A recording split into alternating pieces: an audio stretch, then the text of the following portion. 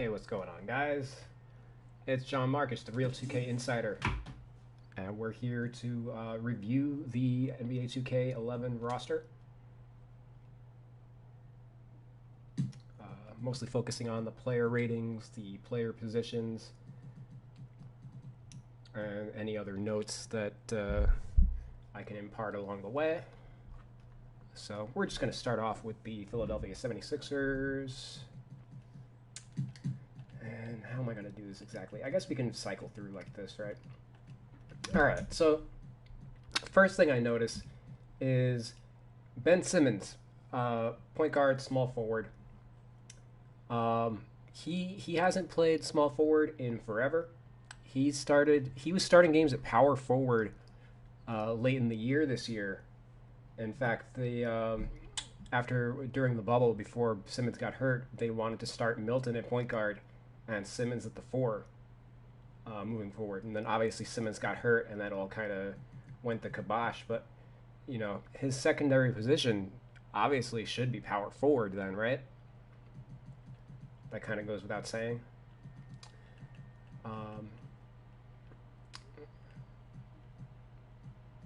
Okay. Here we've got Milton. Like I said, he was a point guard. He was their starting point guard, and they've got his second position at small forward. Not ideal. Alec Burks, they got his second position at least at the point guard, but he was actually their backup point guard this year. The Sixers were constructed really poorly in general. You know, Brett Brown got fired as coach, but it was really the GM, Elton Brand, who kind of sealed their fate during the offseason. Or even not even during the offseason, because, he picked up guys like Alec Burks and Glenn Robinson III at the deadline, but they're so loaded on wings that, it barely even mattered. And, once Simmons went down, they were really hurting at the one spot.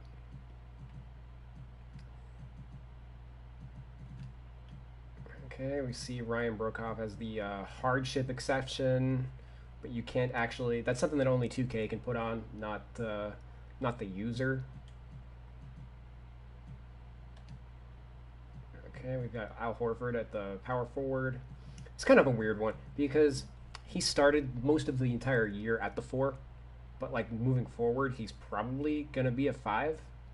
It's kind of like a philosophical thing. If you're going to have Simmons as a point guard, then yeah, you should have Horford as the 4. But if you're going to have Milton as the point guard, then you should have Simmons as the 4, and then at that point, you kind of make Horford a 5. Let me actually head on over to their depth chart.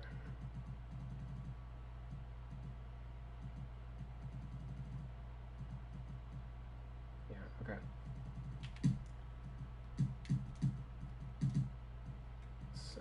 Going to make a couple changes. I'll get to Simmons in a second. Actually, no, let's do him now. Put him at the 4. And that buffs his overall point.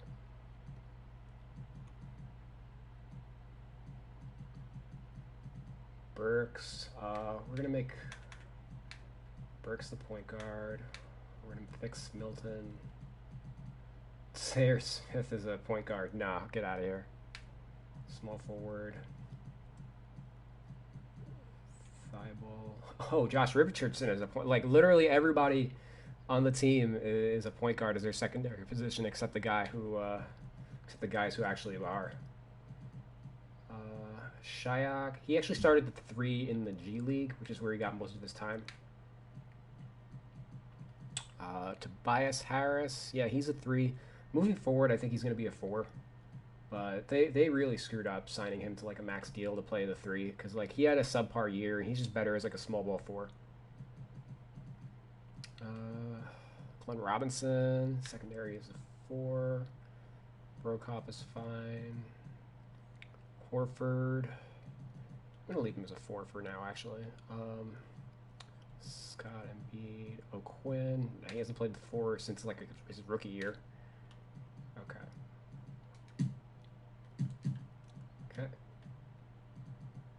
This cleans things up a little bit more.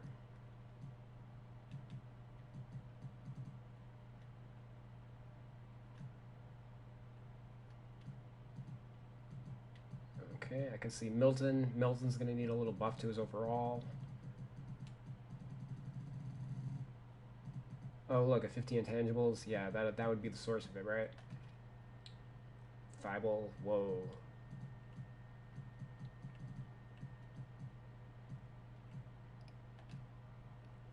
Yeah, alright. Alright, let's adjust their depth chart. Or their rotations, I guess we should say.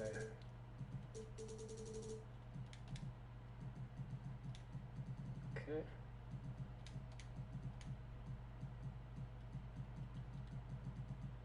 I think Simmons is going to be a 4 long term, similar to Giannis. Especially since he can't shoot. Like, they're just getting killed starting him at the 1. You could start him as a ball dominant 4, but you know you need shooters around him.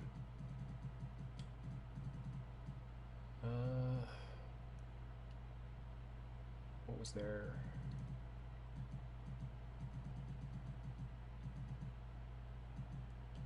I'm trying to remember.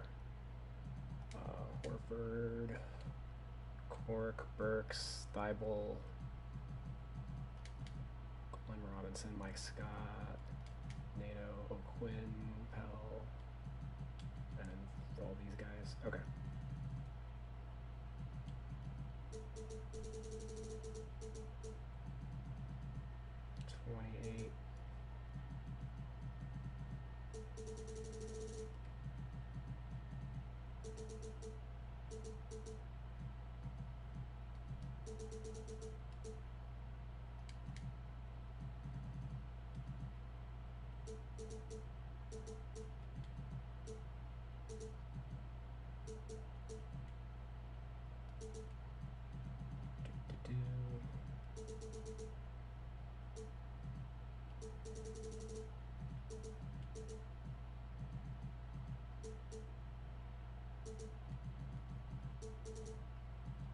Okay.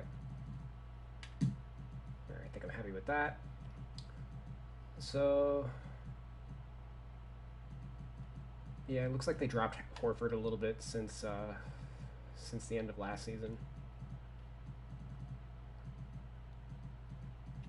But other than that, like, me shifting Milton to the point guard and him rating lower than Kyle O'Quinn and Alec Burks, that's kind of not a great sign for whatever they got his ratings at. So let's move on to the Bucks. Okay, this all checks out. Okay, DiVincenzo, looks like they dropped him a little bit. I think he was a little higher. Connaughton, we're going to move him to the 3. Middleton, 80. Looks like they dropped Middleton too. 86 overall. I saw before he's got a 50 intangibles. Like, they're just playing around with that to suppress him. Sterling Brown at only 71 is kind of weird because he's, you know, not that bad. Definitely not as bad as Giannis's little brother or older brother, I should say. Corver's a little underrated.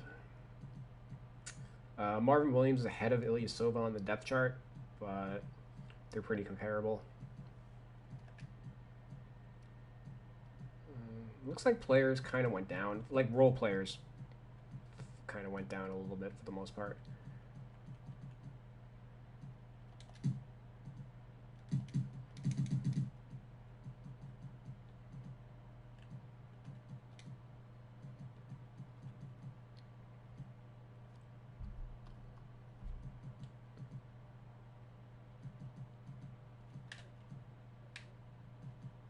And then where's Horford?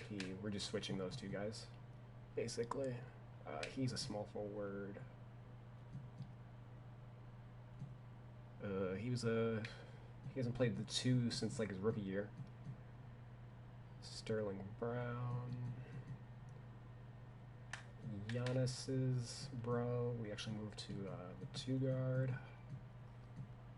Ilyasova. Nah, he don't play the 5. Marvin Williams don't either. Like, Giannis is their backup 5 if it's not one of the Lopez's.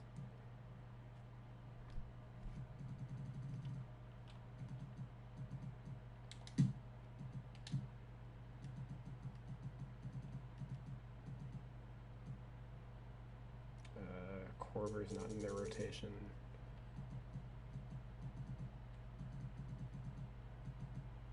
Where's Ilyasova? Ilyasova is not in their rotation either right now. Da, da, da.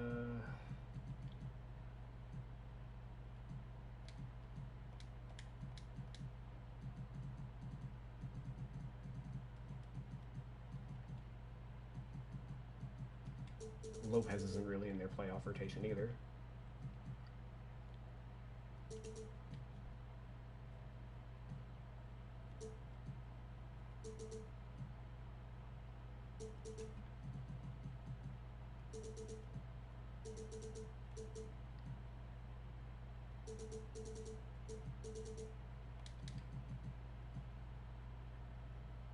We got some leftover PT. I guess we give it to Lopez.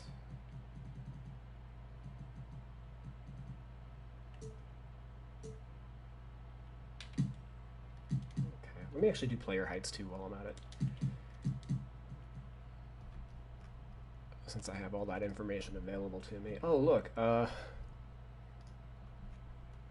they didn't update heights and weights for what they currently are for the 2020 season. So Embiid's 280 now.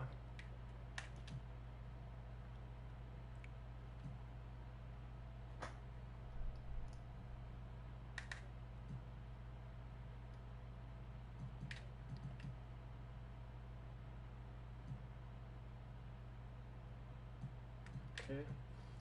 And this fortunately kind of makes my life a little easier in that they didn't update anything, but it's still kind of disappointing.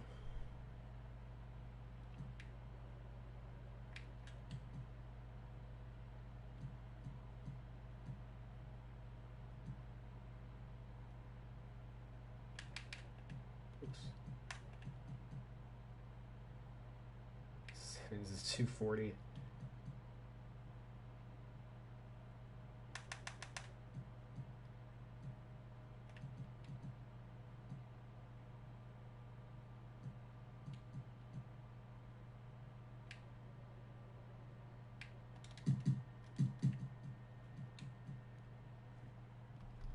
Okay. 214. He's this big old strong point guard.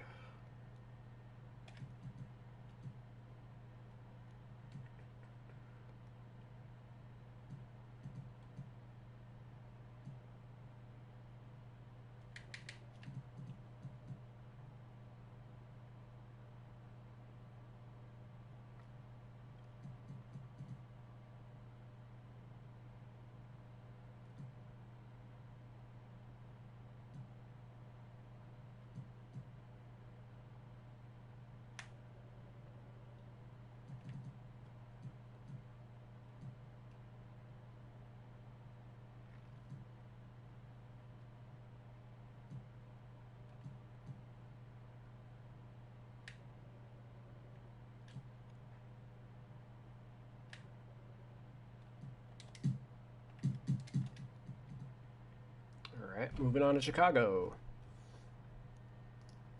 Okay, they recently fired Jim Boylan, who's still in the game because they haven't hired a new coach. So what else can they do, right? Oh look, they've got Cody White as a starting point guard, even though it was Satoransky for the entire year. Go figure. Oh, did I do that? Yeah, I did their depth chart. Yep, so Kobe White was a 2 guard for the entire year, not a point guard.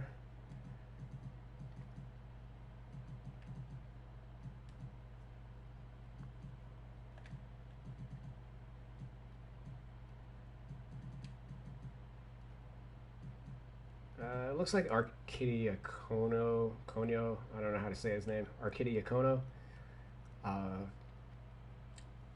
His rating might be a little low. You know, he's in their rotation at the tail end. You know, he's not bad. He's just not like super quality.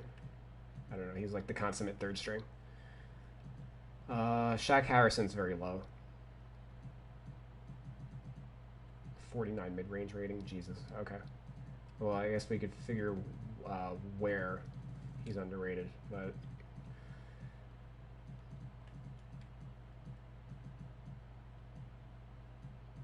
yeah, these guys are fine. I think Otto Porter's probably a little low. It's not that he had a bad year. He was hurt for the entire year, you know. So certainly, like he's way better than like Denzel Valentine and Chandler Hutchison for sure.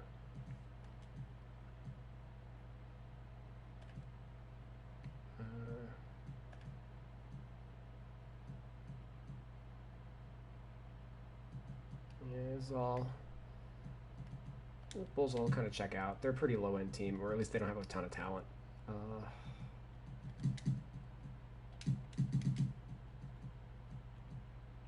but I think everybody's prime. Well, no, not everybody's primary position. Cody White, we have to switch. Honestly, and he played more minutes at 3 than he did at the 1 this year, which is kind of funny. And Shaq Harrison, he's fine as a 2. Oh, actually, my freaking favorite tidbit about the Bulls this year is Adam Akonka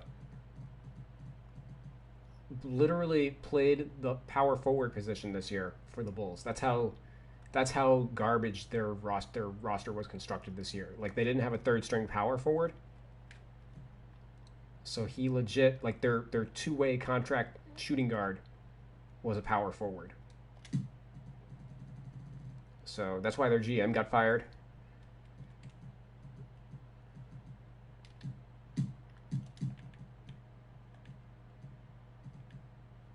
So, yeah. 6'5", 190.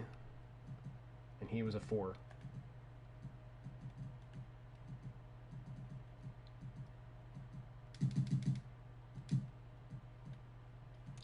Arcadia, yeah, he's fine. Sadaransky, he actually, point guard, small forward is a position that's popping up increasingly in today's NBA. Like, Evan Turner's another one who's similar. But because he's like a bigger guard than the rest of like the guards on the Bulls roster, and partially due to like Otto Porter missing a lot of the year, when he wasn't playing the 1, he was playing the 3, because Levine and Kobe White took up most of the 2 guard minutes. Okay, Levine's fine. Shaq Harrison.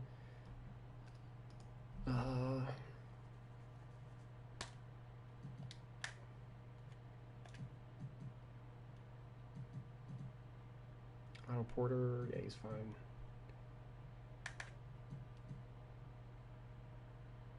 Hutch, yep.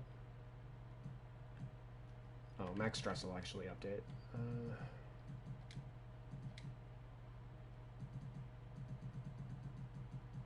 If I can find him. Okay, he missed most of the year with like a torn Achilles.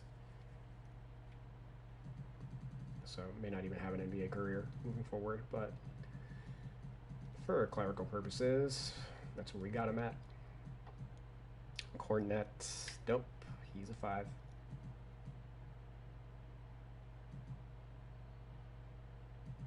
Okay, I think everybody there is good. Anybody with the messed up height?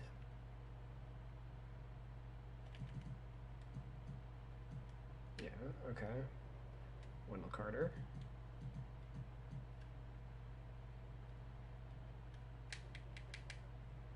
Felicio.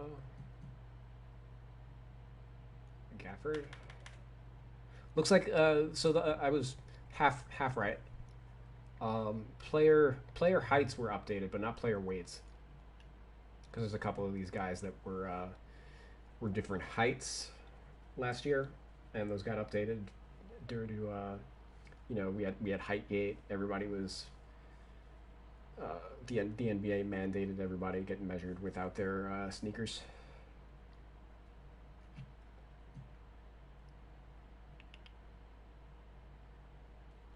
Where's Kobe?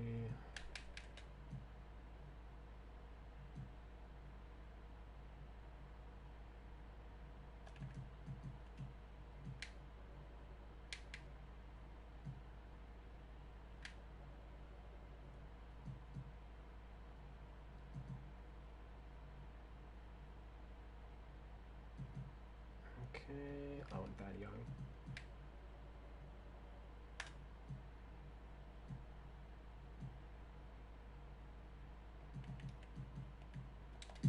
Okay, that all checks out. Depth chart.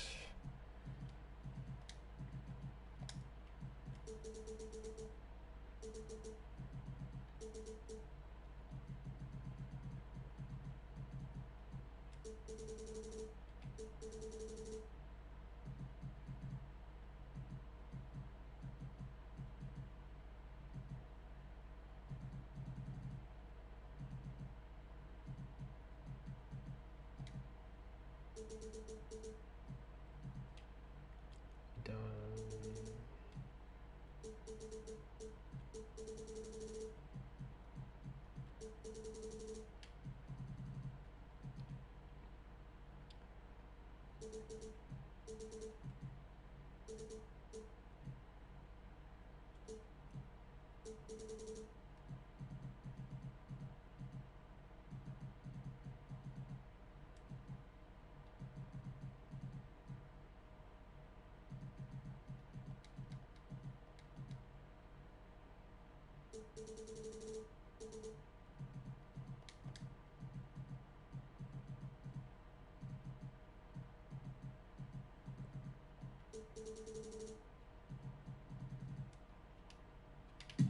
Okay.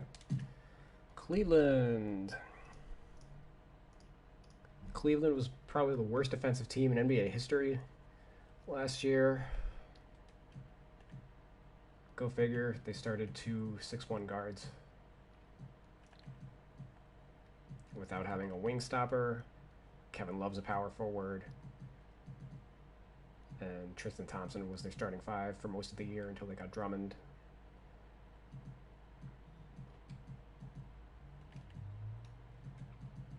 As far as ratings go, Sexton might be a little low. He did score something like 20 points during the regular season. Osman might be a little low.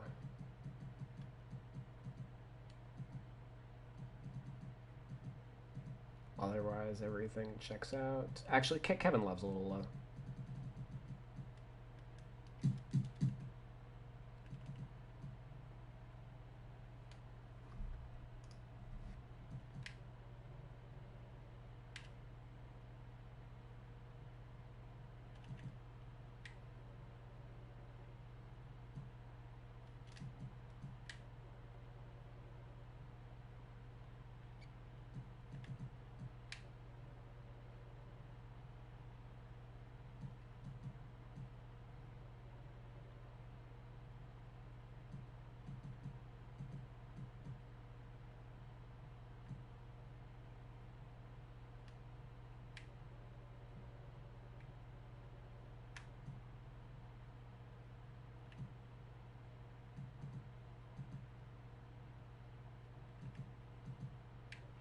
Zizic isn't even on the team anymore. He signed internationally.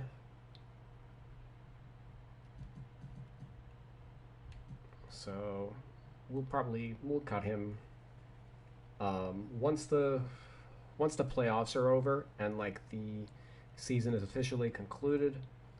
I will drop him from the team, but until then, he's going to maintain his roster spot.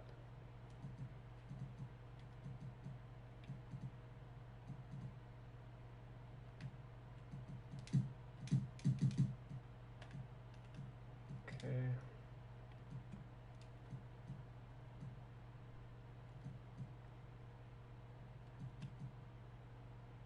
Exum. Funny, yeah, he didn't even play point guard minutes for this team.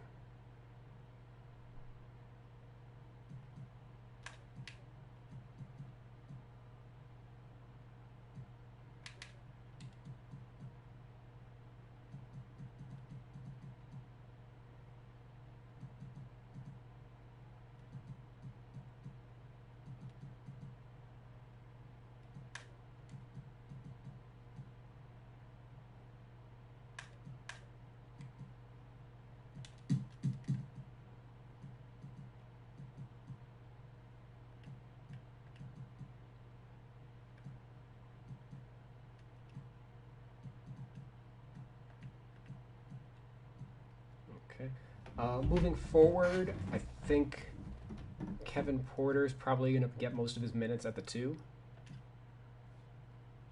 He just happened to get most of his minutes at the 3 because they built their roster like shit. I don't know.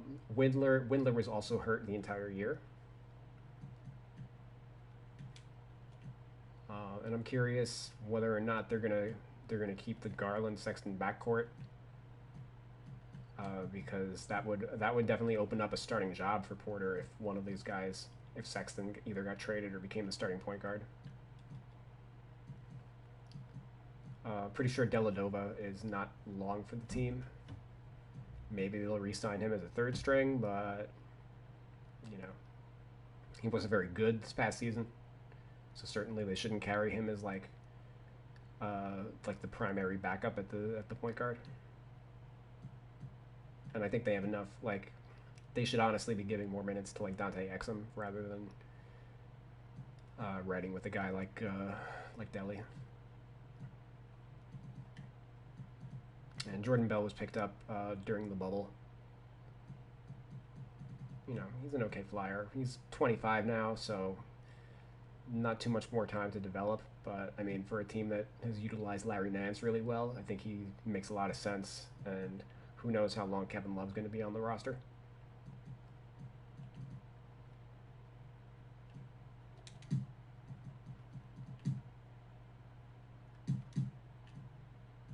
Okay, moving on to Boston.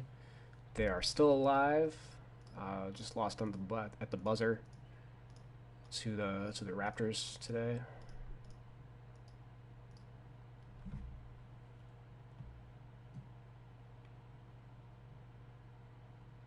As far as their overall ratings go, these mostly check out. They're Boston's a very top-heavy team. Semi Ojale is probably the one who is the most underrated, and maybe Grant Williams. Grant Williams should probably be higher than like Poirier, since he's higher up in the rotation. Ditto for like a Wanamaker. Wanamaker's fine as a player. It's just like the Celtics are loaded at guard with Kemba Walker and Marcus Smart. Carson Edwards actually is a 5'11" shooting guard, believe it or not. He didn't really play the 1 at all this year.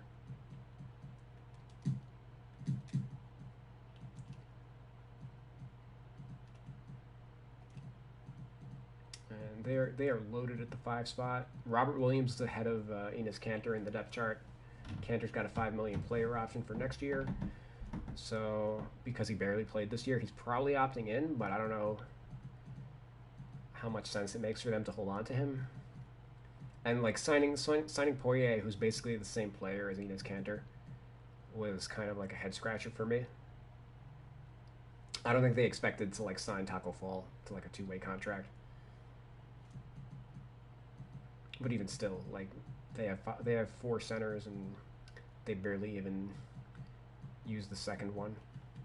They use Grant Williams as a 5 more often than not.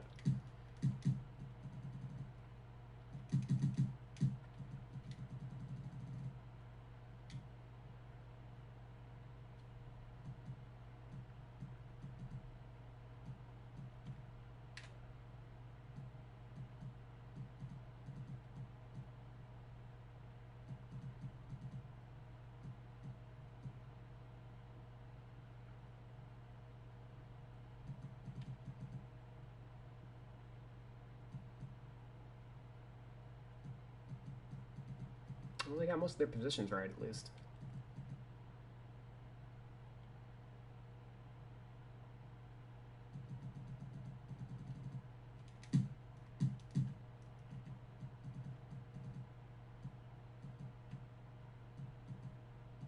Marcus Smart has been so great for the Celtics. Like, Hayward went down with an injury, and Smart's been able to fill in. They don't miss a beat anytime somebody gets hurt. Speaking of which, I'm actually going to injure Mr. Hayward.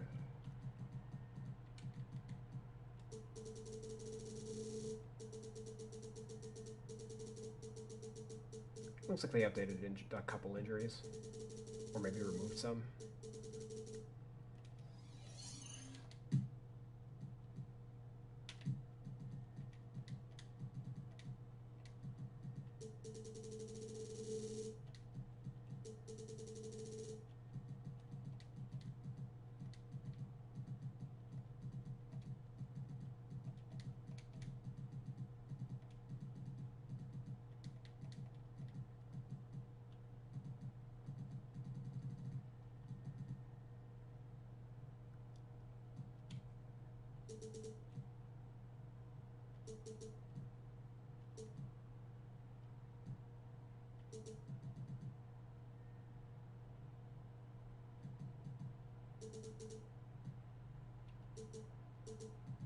Actually, while I'm here, I'm gonna bring up their playoff depth chart since they're still active.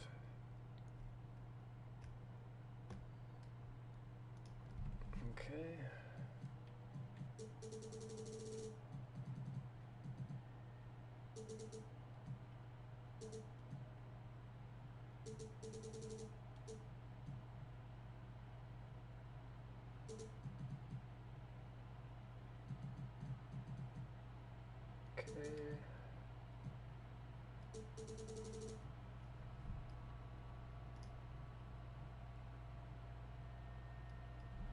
Let's see, he's gonna be 12.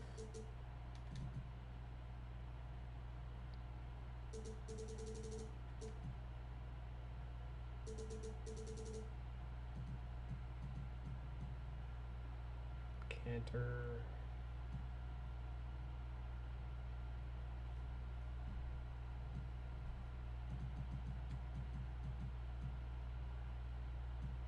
Wow, Taco Falls played a playoff. 3 minutes in the playoffs.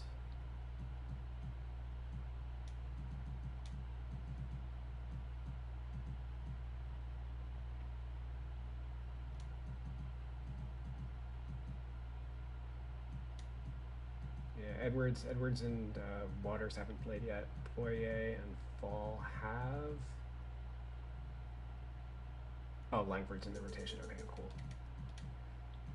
I was wondering why I was short on minutes.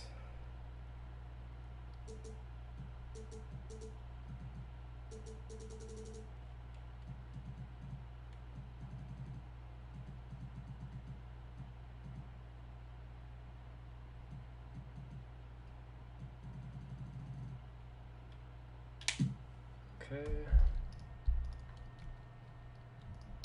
Let me just update my own document.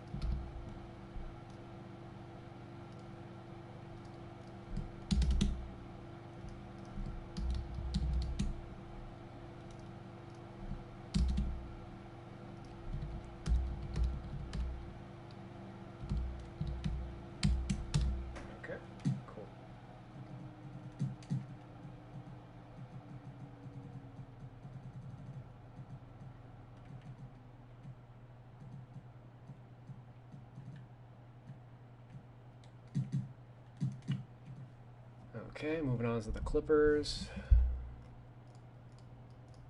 They blew out Denver today by like 33. 23-33. I didn't get a great look at the box.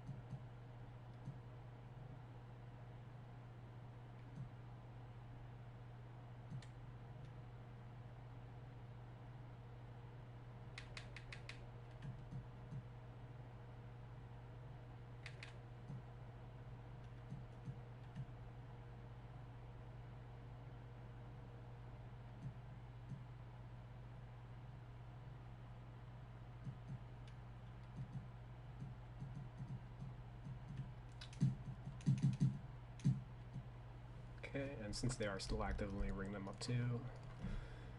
Okay. Reggie Jackson not even having two guard as a second position is kind of funny because I think he plays primarily the two guard for the Clippers. At least that was the case during the regular season. In the playoffs, he's been starting at the point guard because Beverly has been out.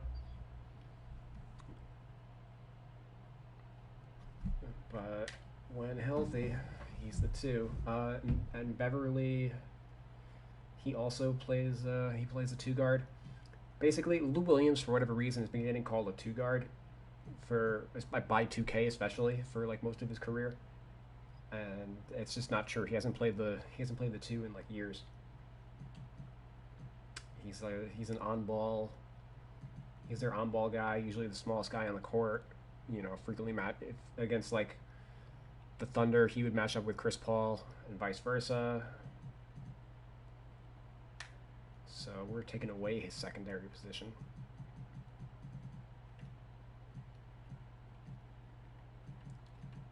Terrence Mann is another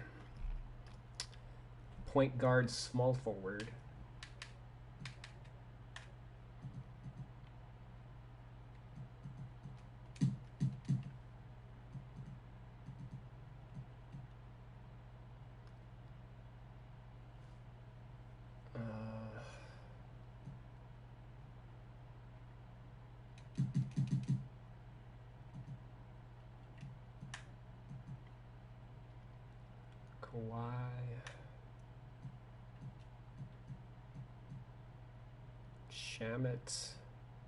Shamet actually started a couple games at the one, I think, in this playoff.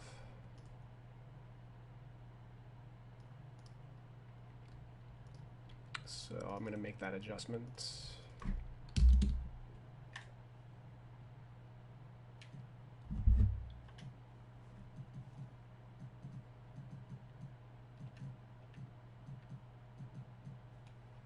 And like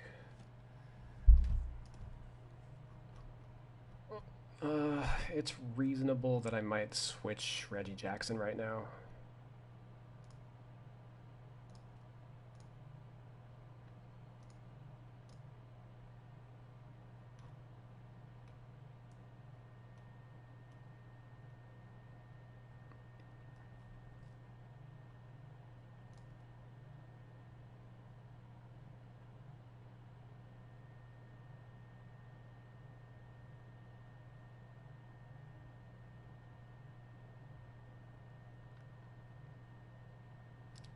We're going to stick with him.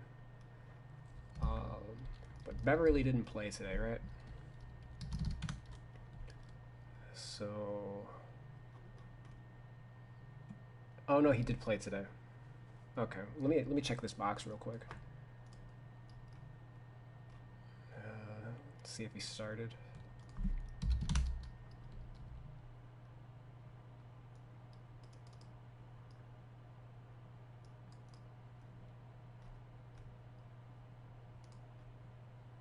Okay, Beverly did start,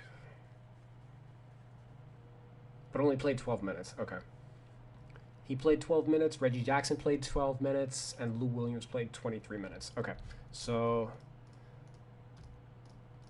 that's their point guards. I'm actually going to switch Terrence Mann back to the three as his primary, as I think most of his PT came before the team added Jackson.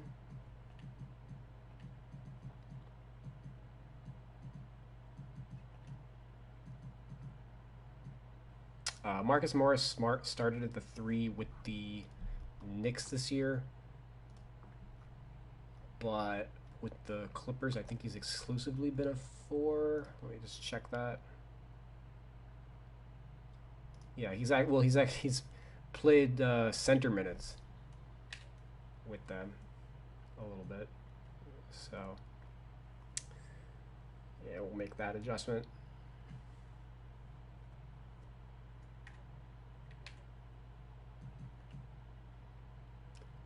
Harrell hasn't played 4 in a couple of years now.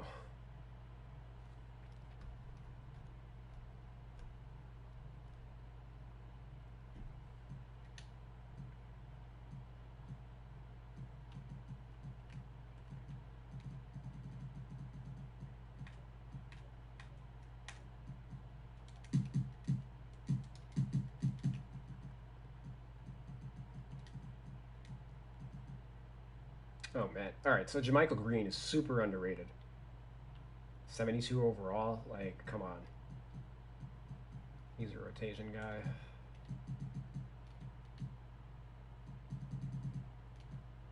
I'm gonna eventually review the badges, but like Patrick Patterson being a known, you know, he's got a 10-year career. He's been a stretch four his entire career, but meanwhile the only badge he has is fucking putback boss, which is like not who he is. Let's put it that way. Looks like Marcus Morris got a couple badges though, because I think he had only 4 last season.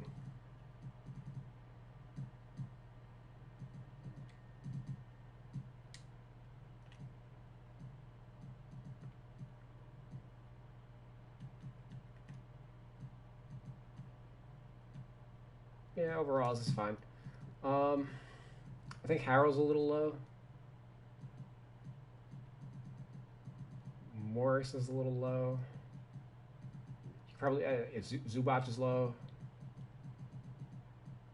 Jackson's low. Shamet's low. Yeah, I don't like how 2K does handles a lot of their ratings. You know, they kind of make every team the same. Like,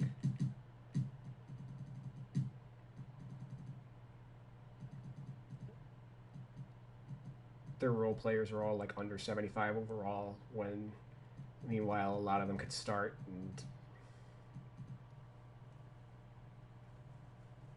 you know, at that point they would start rating them wildly different. Marcus Morris 79 is kind of like, whatever, dude. I don't know what you guys are doing. Like the gap between stars and other starters is kind of ridiculous. You know, there's a 9-point gap between Paul George and Lou Williams, and then there's a 9-point gap between Jonathan Motley and Lou Williams. Or sorry, an 8-point gap. Like, one of those is not like the others.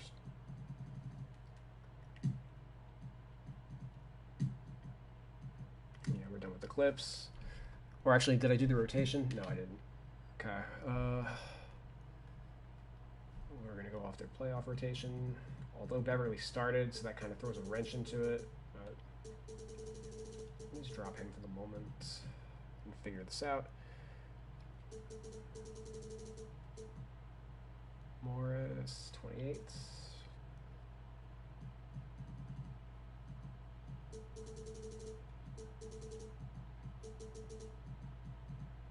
$30 for Lou Will and Harrell, huh? I don't know. I don't know about that one.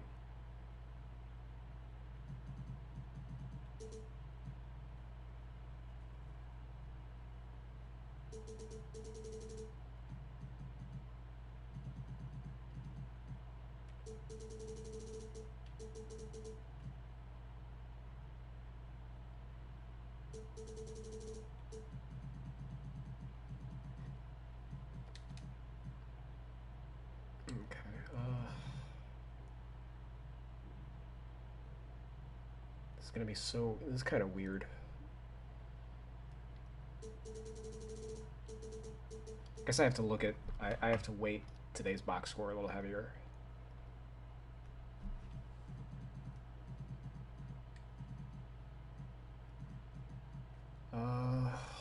He played 20 minutes in the first game, and then today he played 12 minutes, so that's 32 minutes divided by 2 is 16. I'll just give the rest to Jackson.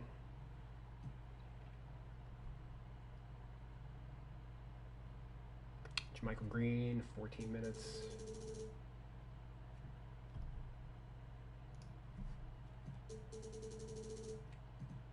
Shamet played. Shamet's averaging 22 minutes. But actually, I guess his minutes are the ones that dropped because he started rather than Reggie Jackson. He has 4 playoff starts, so let me just look at what he averaged in his non-starts. All right, 14 minutes a game as a off the bench. Oh, and then 22. Boom.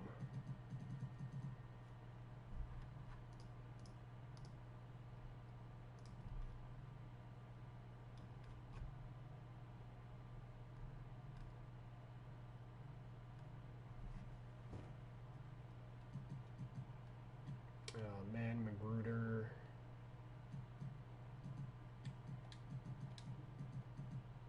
Coffee. Patterson, Noah. And these 2 guys aren't playing. Okay, moving on. To the Grizzlies. John Morant was just named the Rookie of the Year. Obviously well deserved, as Zion missed most of the year, so even though Zion technically had better production, he didn't play nearly enough games to warrant consideration.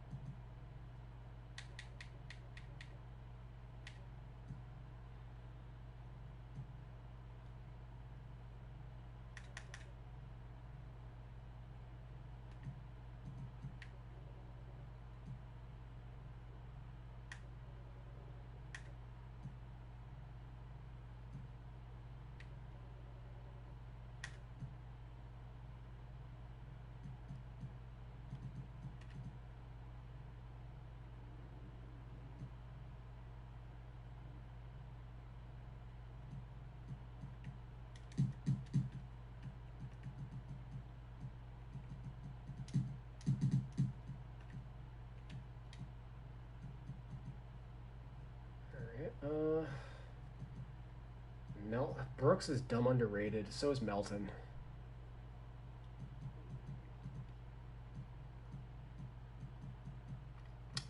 Conchar is a 3, not a 2.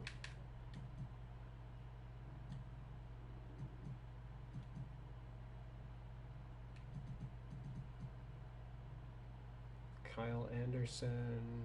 Yeah, that's fine.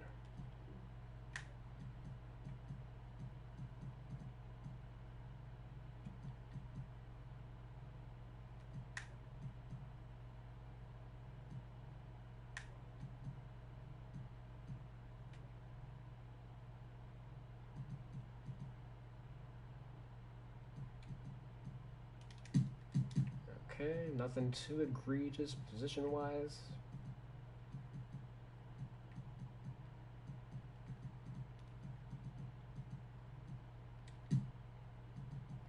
As far as the ratings go, yeah, Brooks looks a little low. D'Anthony Melton absolutely should be higher than Tyus Jones. Had a great year as like their 6th man. Kyle Anderson's pretty low. He started most of the year for him. Dang looks a little low. Josh Jackson actually had a fine year. Once he got called up from the G League.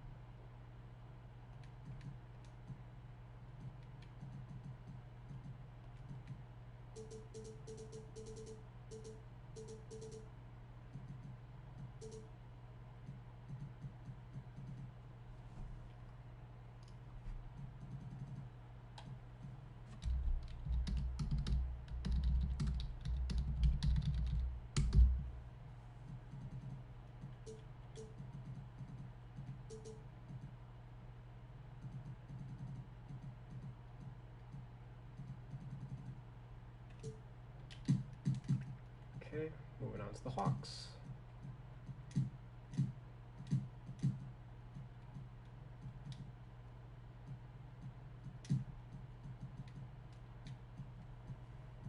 Capella looks a little low. Their team is kind of devoid of talent. Reddish is definitely low. He's got the same rating as DeAndre Bembry. Meanwhile, like, it was a tale of two seasons for Reddish. Like, his first month was brutal, but he was pretty good by the end of the year. To the point where he might even be the starter over like DeAndre Hunter moving forward.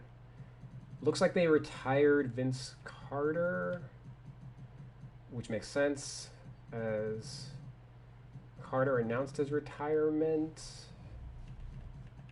Well, it sort of makes sense, because Ante Zizic, it was announced he signed with the not Cleveland team. Let me see if Carter's in the free agent pool.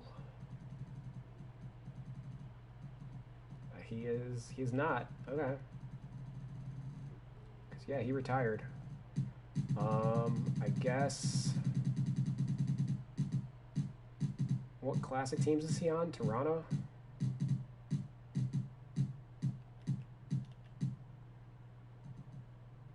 Okay, well, he's still in the...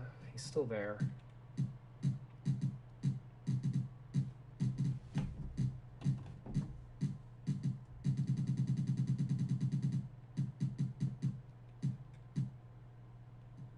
So I guess with that in mind, I'll cut Zizic.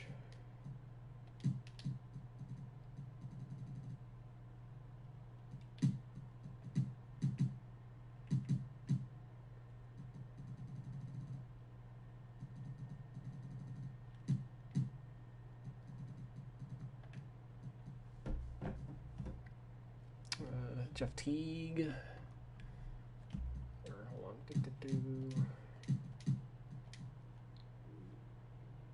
Trae Young's underrated. Like, he's basically the modern Steve Nash, in that he's a great shooter but also a great playmaker compared to like Steph Curry and Dame Lillard. Like, there's no question that Trae is a better point guard than both of those guys. Unfortunately, I think because of his size, he's never going to be effective on defense. He's probably the worst defensive guard in the NBA. But I mean, you don't really look at your point guard for defense. That's why I think Steve Nash is a great comparison for him, because he was a franchise-changing offensive player.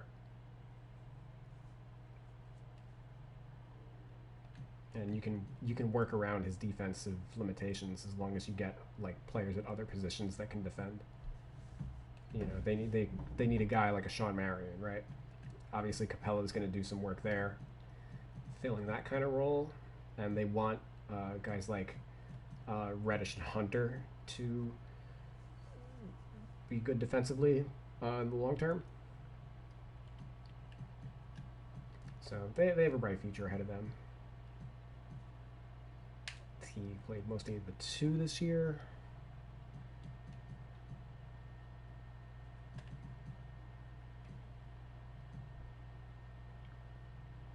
Bembry.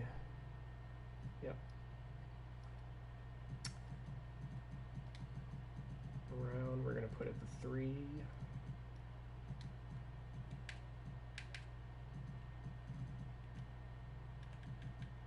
And Graham, we're going to put at the 2. If I'm not mistaken. Yep.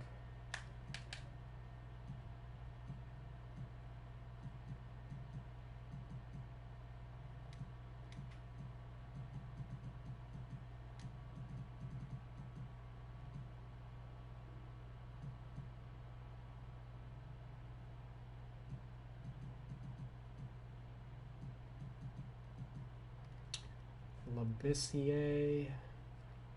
I don't know. On this team, he's a power forward, but he actually never suited up for the Hawks, and he played mostly at the 5 with the Blazers prior to the trade. We'll leave him there for now though, because they're loaded with 5s. And if he signs with a team where it's obvious he's going to play a center, we'll just change his position then.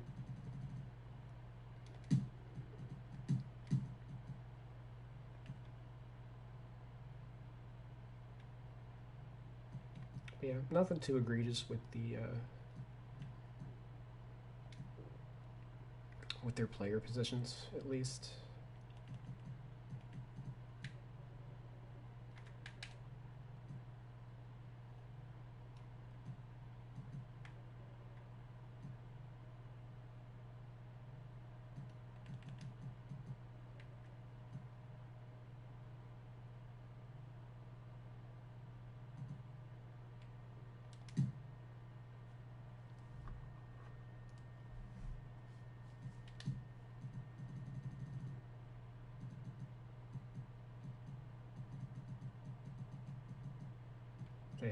They have Jeff Teague as the fucking 9th man. Okay. Sure, bro.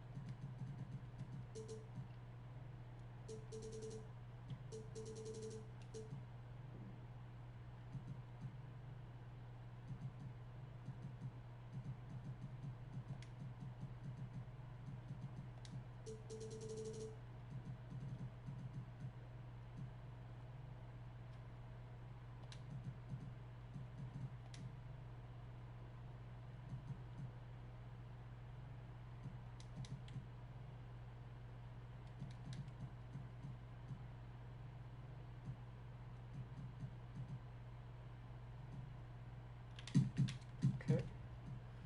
Moving on to the Heat, who are still alive. They're up on the Bucks in their series.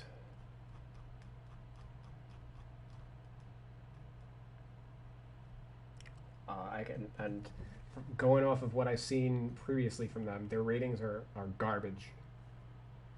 Jimmy Butler, underrated. Goran Dragic, underrated. Duncan Robinson, underrated in terms of his value. I understand, like, the 2K formula sucks for determining ratings. Sometimes Robinson falls into one of that category of, like, well, he's not a ball handler, so therefore they're going to give him a low rating. But he's been incredible for them this year. Harrow actually looks a little high, like, relative to the rest of the team. Like, Dragic at a 79 and Harrow at 78, Crowder at a 77. Like, no, like, in that context, he's overrated. Crowder's probably a little low. Iguodala's fine-ish at 76. Nunn started the entire year prior to the playoffs.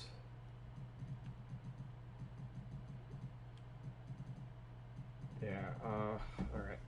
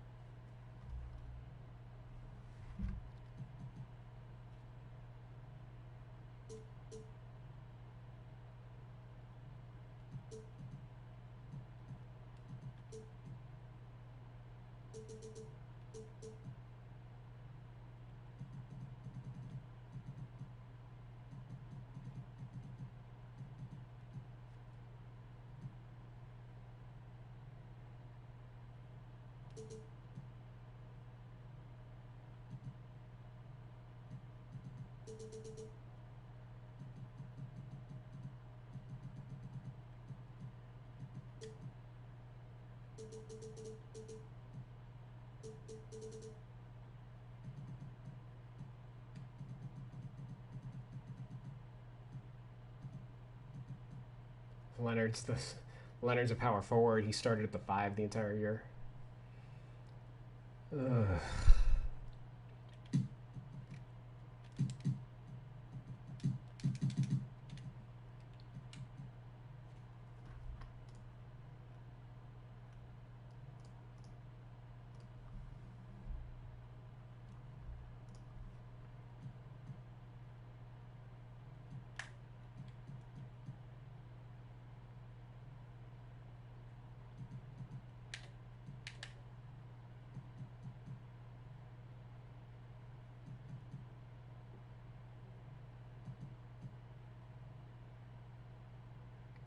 They have him. Derek Jones is a small forward center. That's interesting.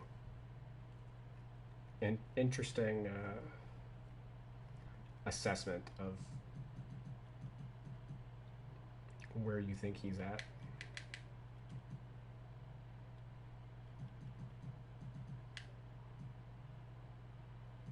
Oh, Chris Silva, yeah, small forward is a secondary position. He didn't attempt a 3 the whole year. He's closer to a 5 than anything.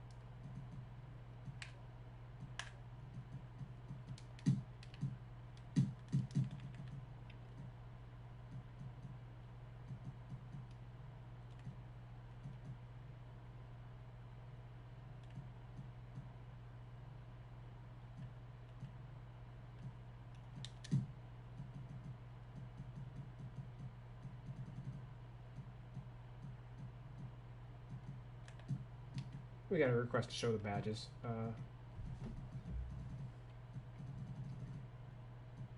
least they updated some of the shooting badges, it looks like. Tragic looks about the same.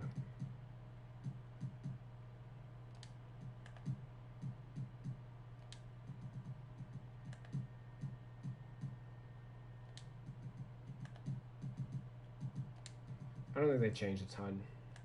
Kendrick Nunn has 19 badges, though. Maybe I'm wrong.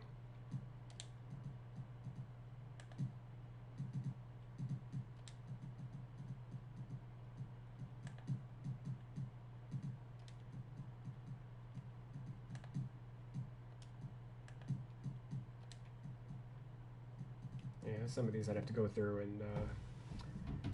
and see what changed to really give a comment on them.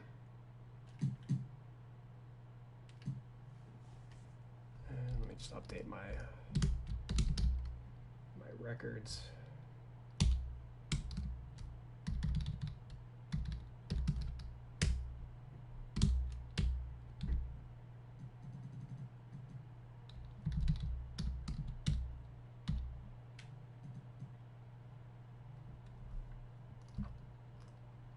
All right, maybe I was wrong about it. Seems like Harrow probably got updated in their first update.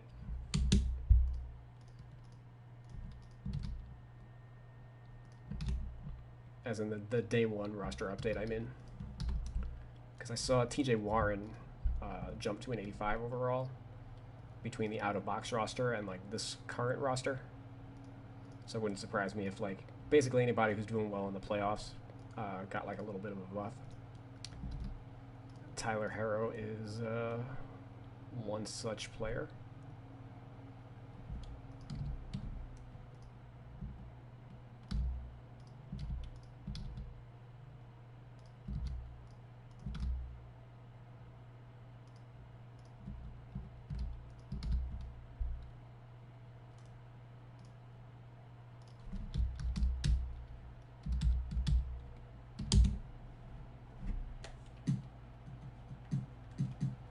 Okay, moving on to the Hornets. One of the least exciting teams in the game, just due to their lack of talent. Okay, Terry Rozier started the entire year at the 2, but he's also their backup point guard, as they don't have a backup point guard.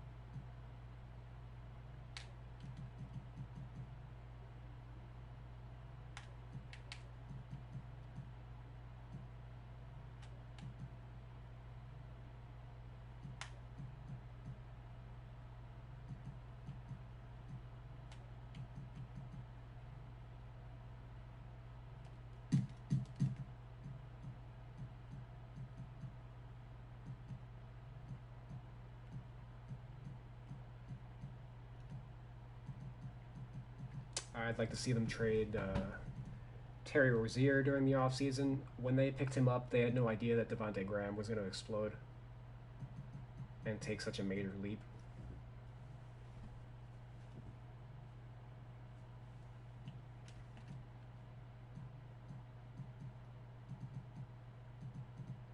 I don't expect Dwayne Bacon to be with the team next year. He was awful this year. And they just, if they're going to use basically Rozier being played at the 2 guard eliminated Bacon's PT.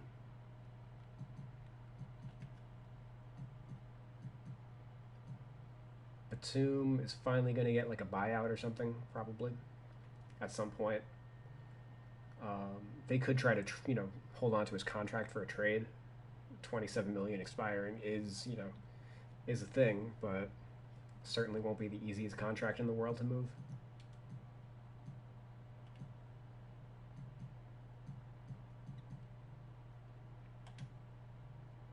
And I don't think Hernan Gomez is going to come back. He hasn't really been able to establish himself.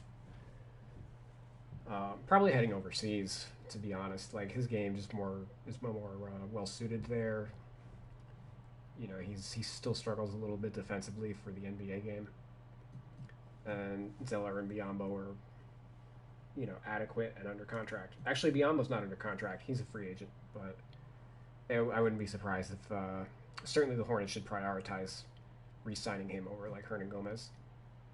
The only way they keep Willie is if Biyombo joins like a contender or something. Heights and weights.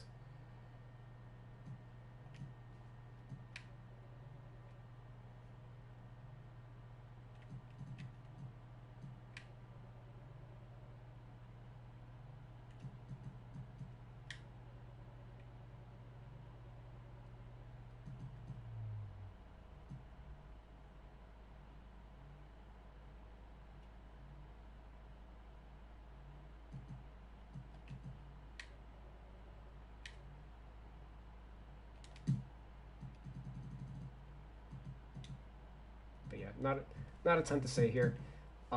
You could make a case for Graham being like a point or 2 underrated, but certainly he's not as good as people were kind of letting on.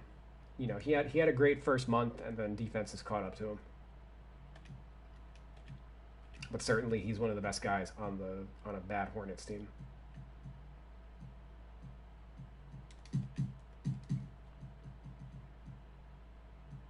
Okay, wow, Mike Conley, he's probably underrated. He was bad for most of the season, but then when he came back during the playoffs, he was kind of vintage Conley. He averaged 20 points and 5 assists in the playoffs. He hit 53% of his threes. Like, definitely played well. Not that I don't think a ton of defense was played in that series, but certainly if you're gonna be raising T.J. Warren up to an 85, or Tyler Harrow up to a 78, and like Mike Conley at 79, I don't know, bro. Yeah, T.J. Warren at 85, Donovan Mitchell at 88. He averaged 36 in the freaking first round. Come on, dude. Like, 2K's too inconsistent with the way that they apply some of their ratings.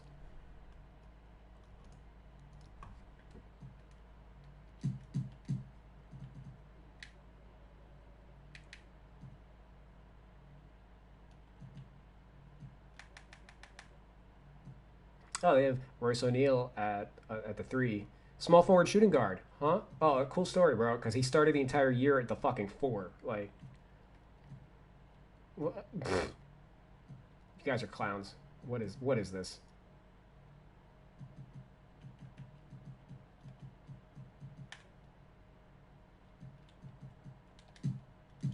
Somehow that doesn't even change his rating. Like, he rates the same as a 4 that he does the 3. Okay, sure.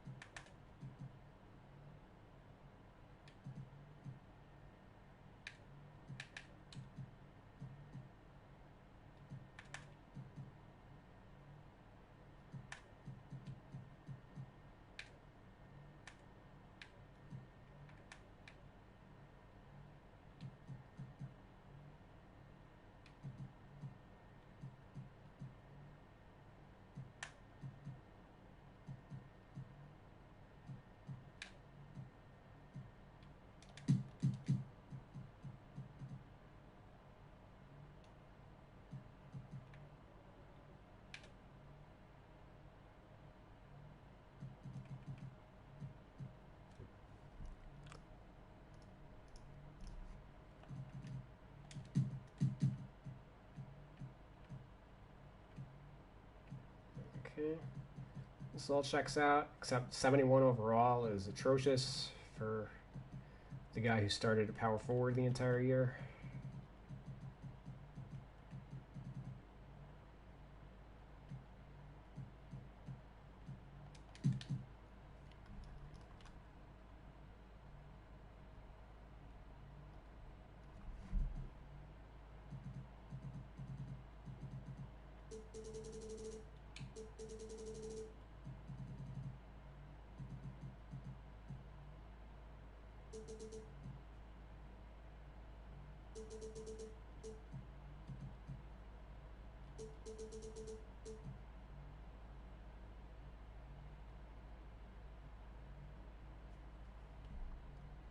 Oh, that's right. He didn't play in the playoffs. All right, so adjustments in a moment.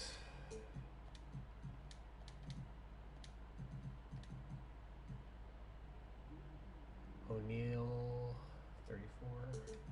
Or no, that was Ingles. Ingles 34, O'Neal 36. Gobert 38.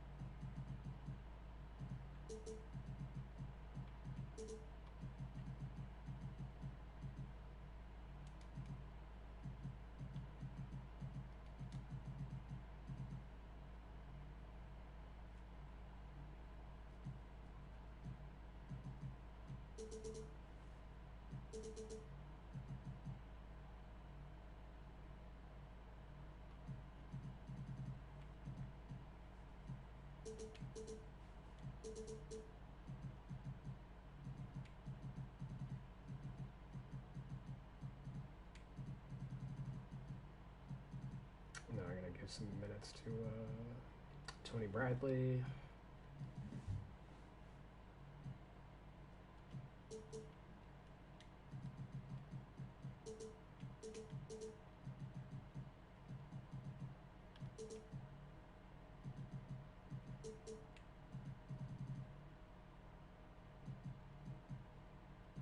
Yeah, this is fine.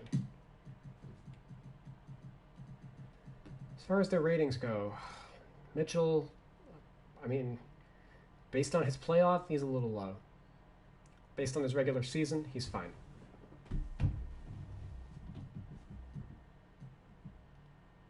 Conley's low. Bogdanovich is low. Like, again, you just buffed TJ Warren for basically playing like Bogdanovich did the entire year.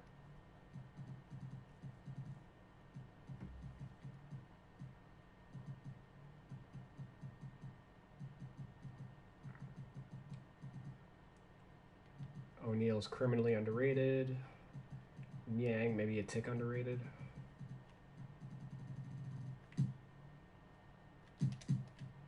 Okay, moving on to Sacramento.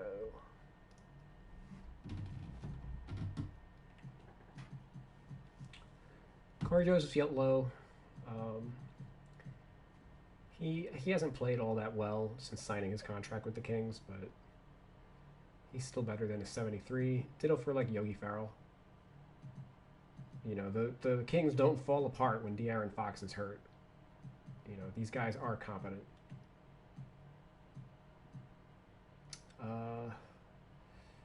Buddy Hield might get traded if they re-sign Bogdanovich.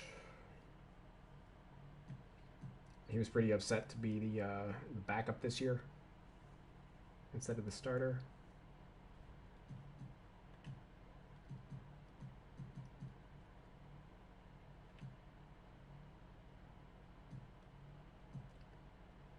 Zelica is probably a little low. And yeah, Richaun Holmes is more than 2 points better than like Alex Len.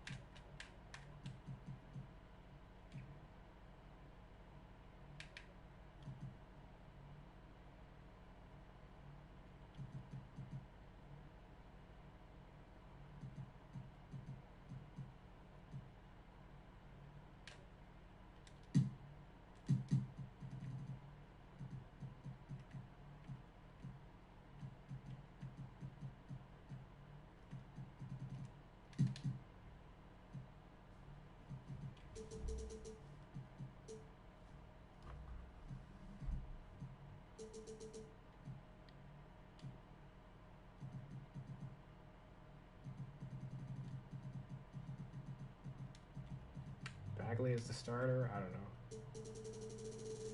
Was hurt for most of the year.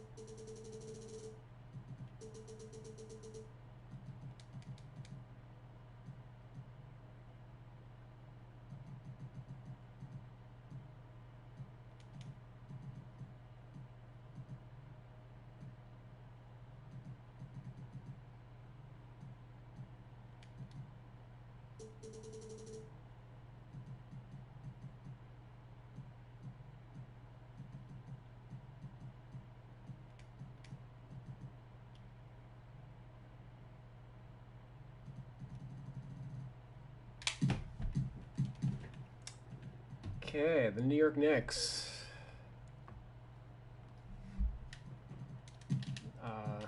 They have Tom Thibodeau as their head coach.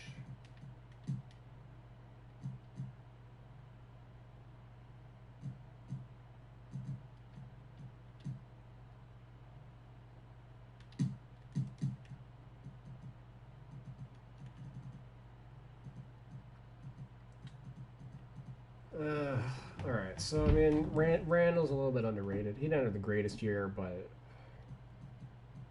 he's still fine. Harkless is super underrated. He's a starting small forward. Come on.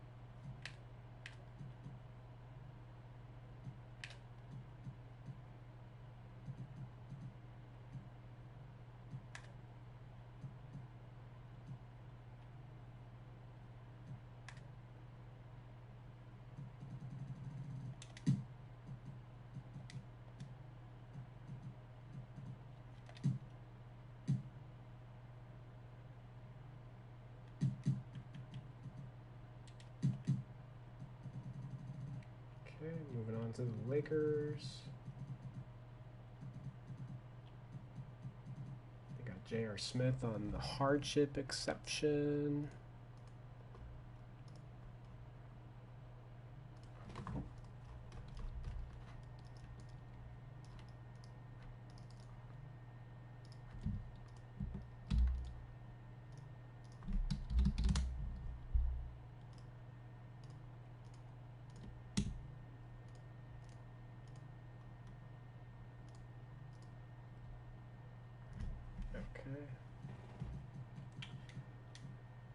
All right, so LeBron started this entire year at point guard. At least they made it his secondary position, but whoa, and he has 60 badges? Alright, that's worth it. That's worth looking at. 60 badges for LeBron.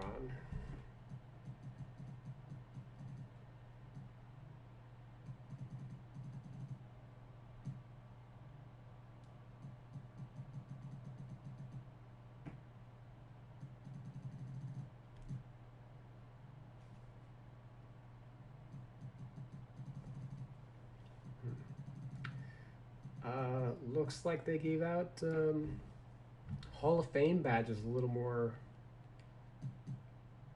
easily. He's got five Hall of Fame badges.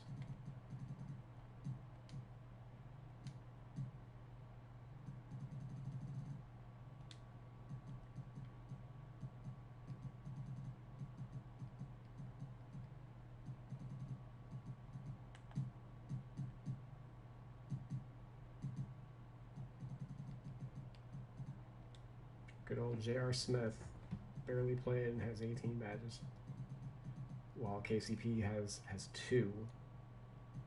Go figure.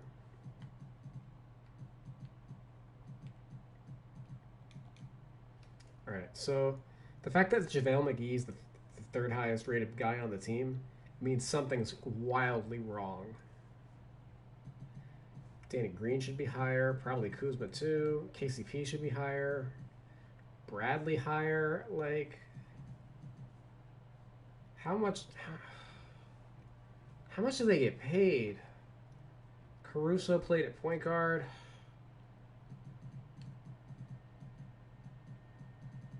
Oh my god. It's only the freaking Lakers. Like, it's the most popular team in the freaking league, and they look like a train wreck. Alright, let me work some magic.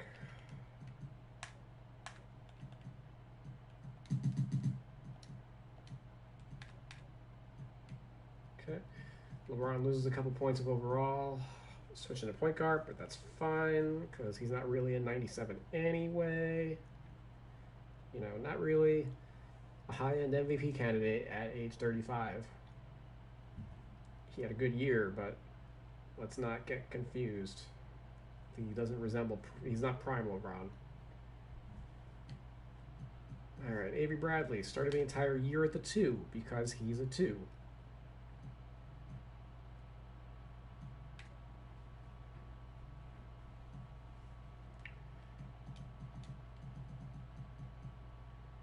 Danny Green started the entire year at the 3. Basically, everybody has shifted up with LeBron. Caruso, point guard. Watch some games. He's a point guard.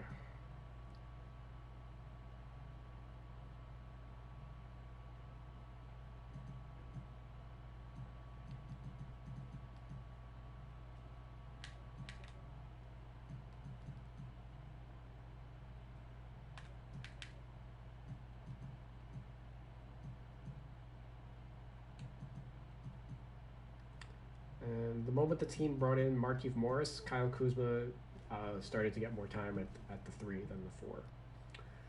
So we're switching him. At least that raises his overall a couple points, but I don't know. Do like a baseline amount of research for your job. That's all I want.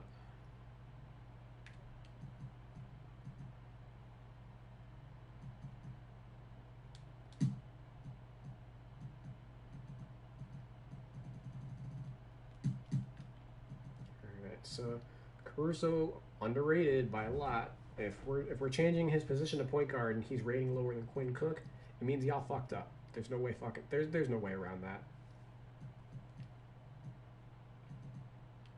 If J.R. Smith and Kentavious Caldwell-Pope have the same rating, you fucked up. There's no way around it.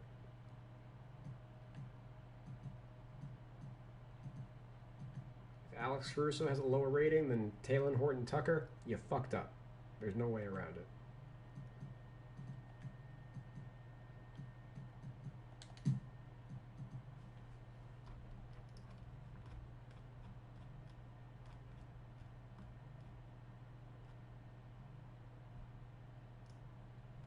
Okay. Lakers are still in the playoffs, so let's adjust their depth chart. Avery Bradley opted out, so whoops, we're not releasing him. We are going to injure him though, as he is currently unavailable.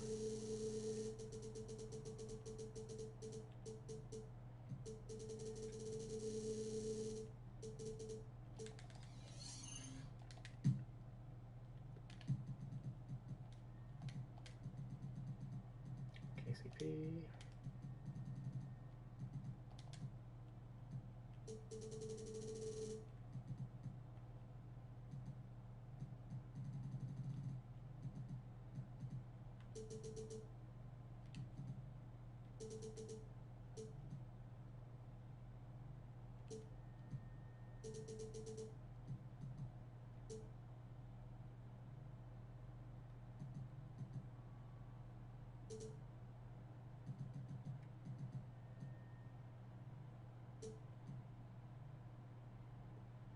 Rondo. I think Rondo's healthy again, but he hasn't played yet.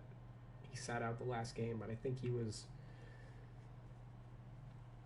at least practicing again. Howard.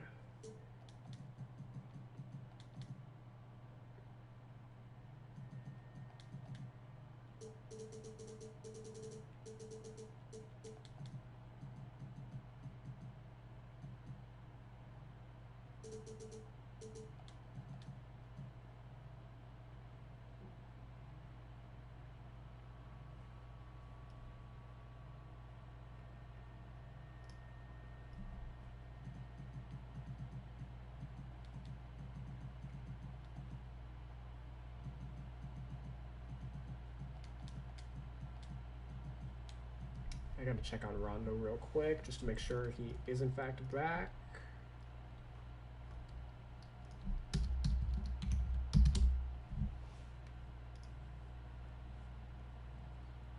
He's probable for game 1 versus the Rockets. Okay.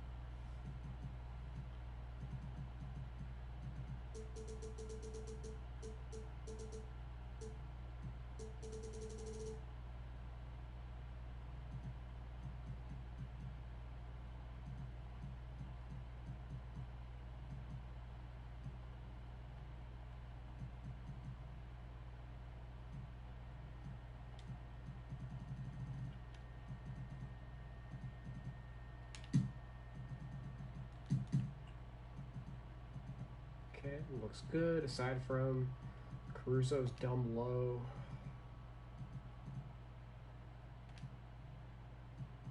Yeah, just like these ratings are trash. I don't know any other way to put it. But I'm not gonna touch ratings in this go round. I'm just updating everybody's bio information, getting the depth charts right, and then I can focus more on the teams after the fact. All right, the Magic.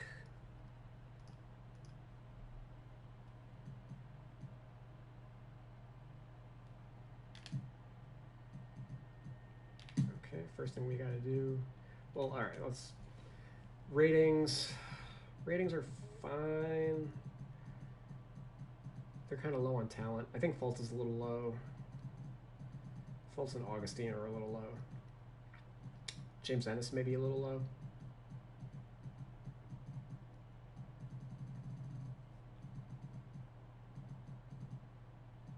But yeah, so Jonathan Isaac is out, confirmed for all of the 2021 season.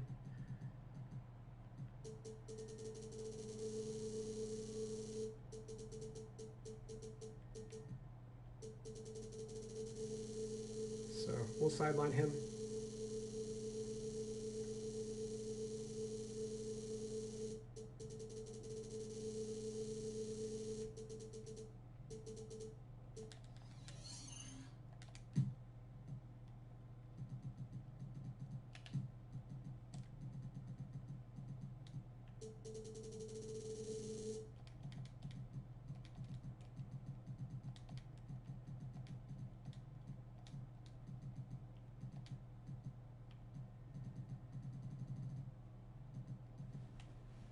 Let me check your playoff stats.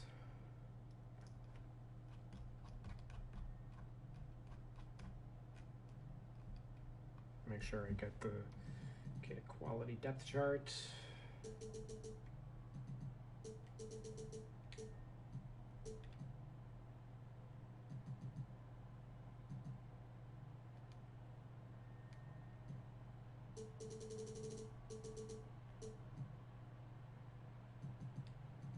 Aaron Gordon missed the entire playoffs when Gary Clark started and averaged 28 minutes, so we'll slot that for now.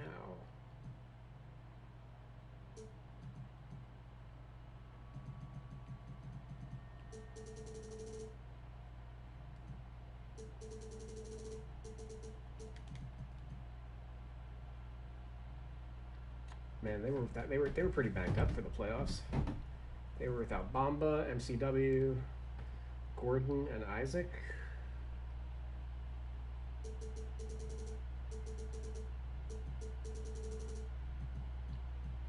And Aminu, who missed the most of the year.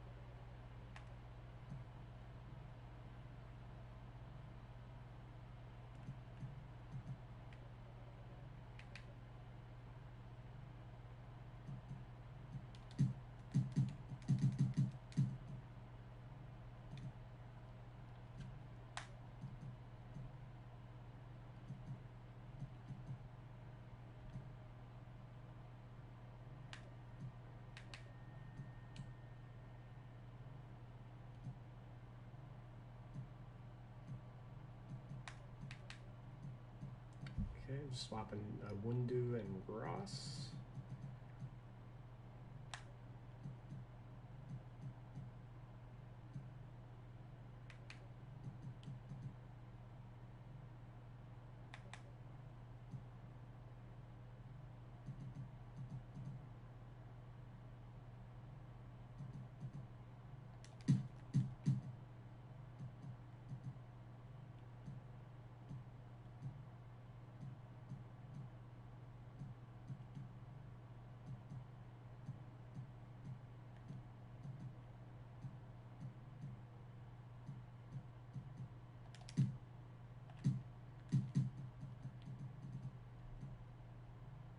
Okay. Dallas Mavericks. This should be fun.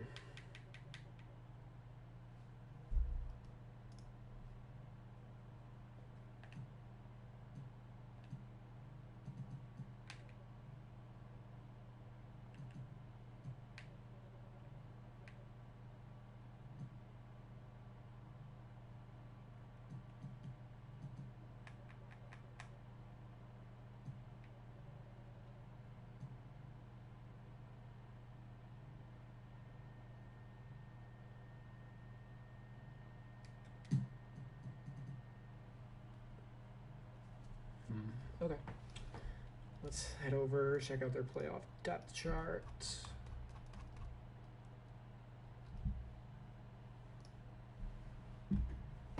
Obviously, Porzingis got hurt late in the year, or mid-playoffs, I should say. Which is going to throw it off a little bit, but he should be back for the regular season.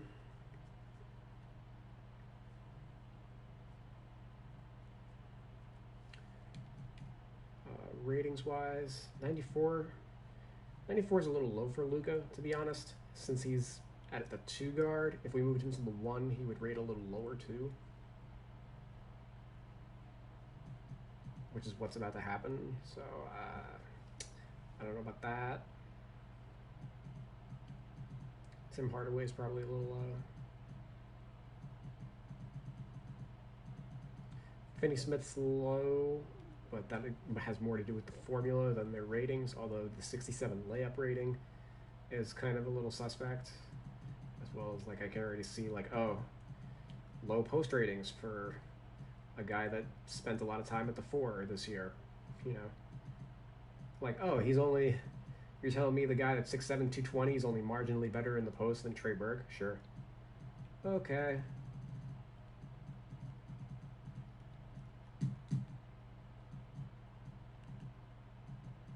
Yeah, loaded 4, 3, 4, 5, 6, 7 2 guards means, like, Luka just should never be a 2 guard on this team.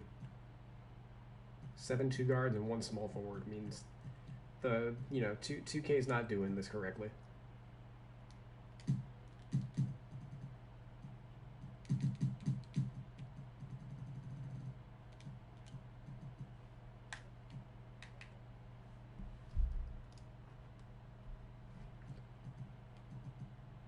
Point guard, small forward for Luka.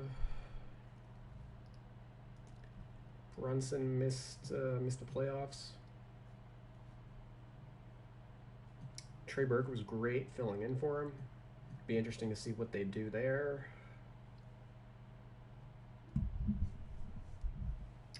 Since obviously Brunson's under contract another 2 years, he's not going anywhere, and he played well. But I would think that they would want to hold on to Burke since he has experience with everybody on the team.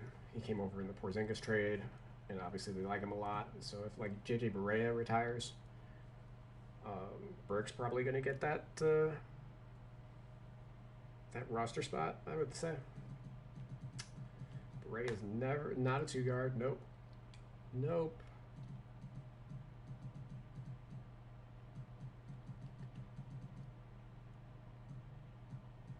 Delon Wright was pretty disappointing this year, considering they gave him a big contract. Courtney Lee played mostly the 3 this year. It didn't even play much. Probably won't be back with the team. If he does come back, it'll be on a veteran minimum deal, which is way better than the $12 million that he makes.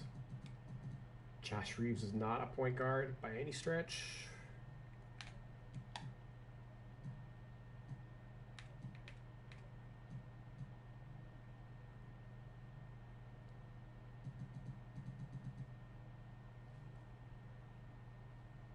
TFS might be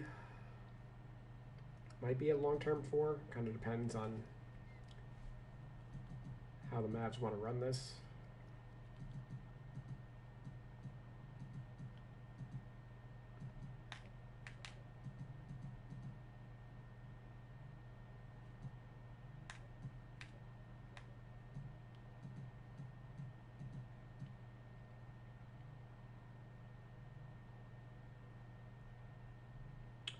Did Justin Jackson play the 4 more than the 3 this year?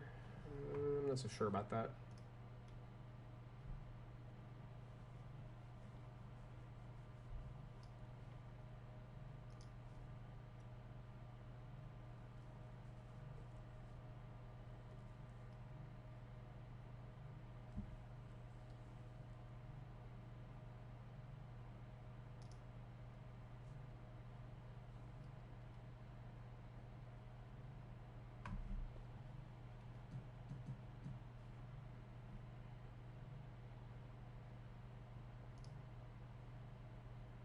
Actually, well, I think I'm inclined to leave him at the 4.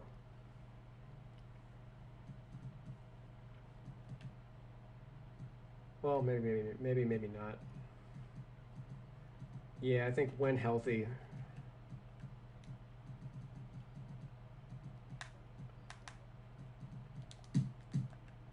I don't think it's even a question.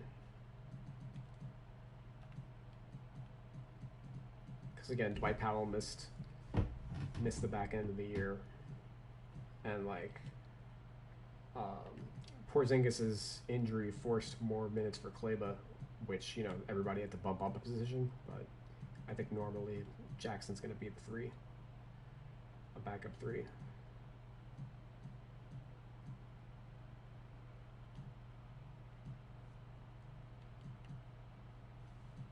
Yeah, Luka drops to 91.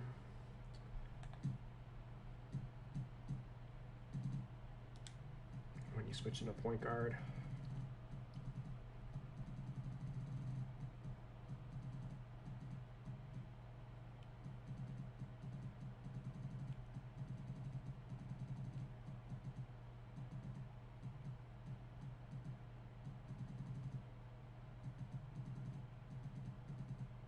His pass accuracy is probably a little low. If we raise that by 10 points, yeah, that'll give him a point at least. Dunks high. He's not a dunker at all. Maybe mid-range shots a little low too. Close shots probably low.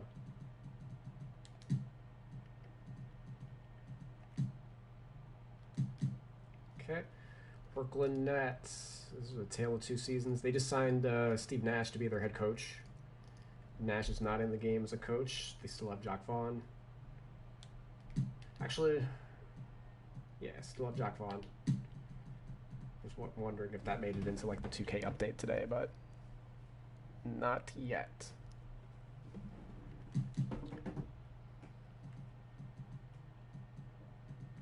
Their roster is a freaking train wreck.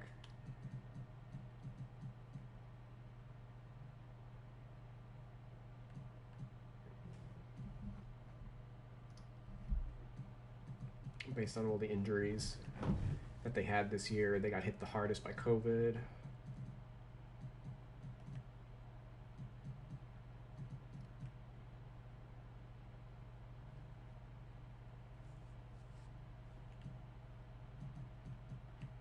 I feel like they're missing somebody.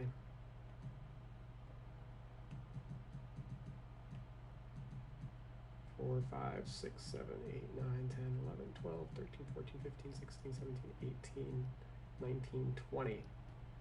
Okay. So they only have one player signed to a hardship exception, but there should be like 3 guys signed to the hardship exception.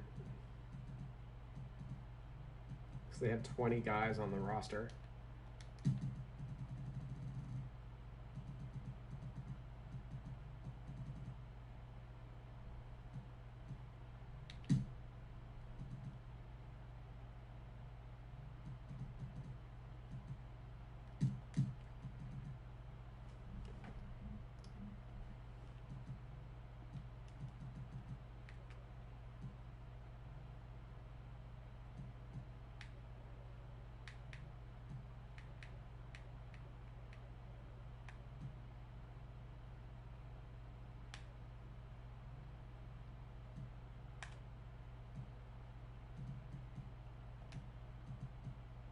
It's our first player with the height that we had to change.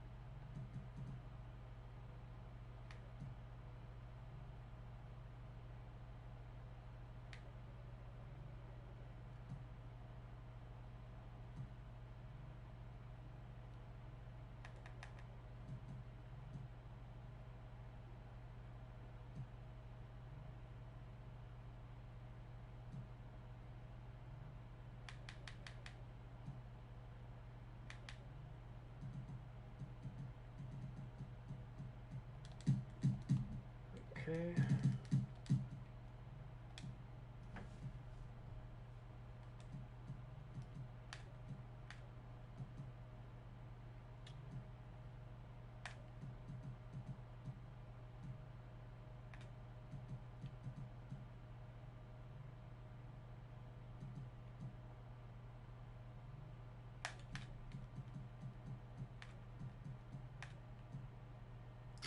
I'm moving Durant to the 4 because that's most likely where he's going to play this year.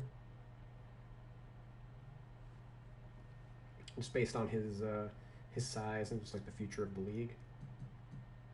And the fact that the Nets have Joe Harris and they're going to look to retain him.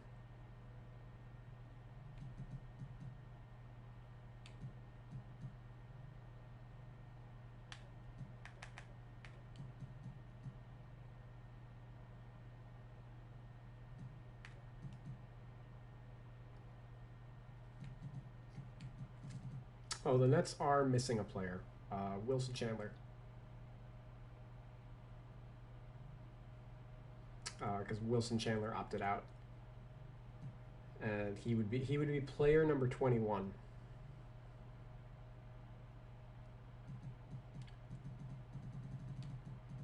So I don't think he's likely to return this season, this coming season, because of the presence of Kevin Durant.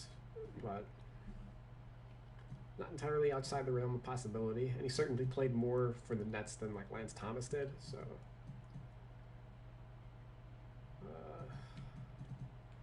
I guess I'm going to check if he's in the free agent pool. If he's not in the free agent pool, it's because 2K has him listed as like a net, but they didn't have enough room. And rather than put these guys in the pool, they just like hide them for whatever fucking reason. That's something that they've historically done in the past. I think like, but it's been a couple of years. I think Sean Livingston on the Warriors was a player who disappeared at one point. I can't quite remember exactly who the specific player was. It could have been Spencer Dinwiddie. I think it was a point guard on some team.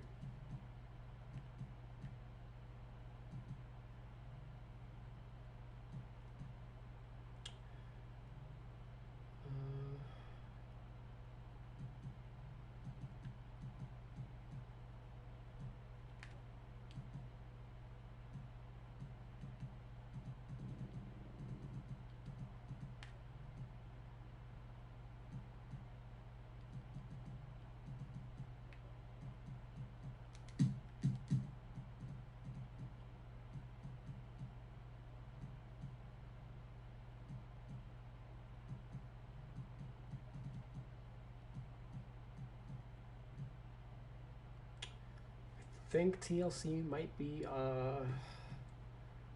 4 for his secondary. I gotta see. Part of that might just be like the Nets were so shorthanded that they were forced to play him there, but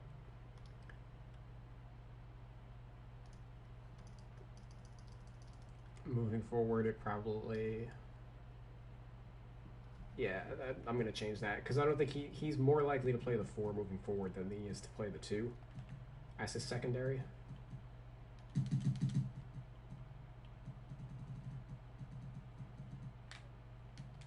Like I think he started at the 4 a couple times in the playoffs.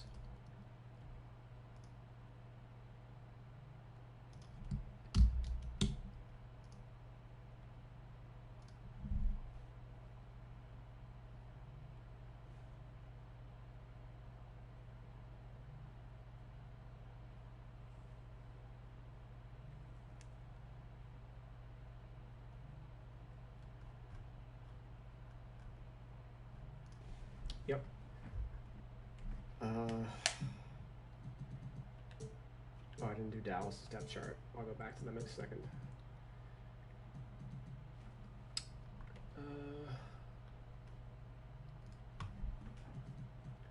This is just all going to be made up as we go along. Dinwiddie's not going to start at the 2.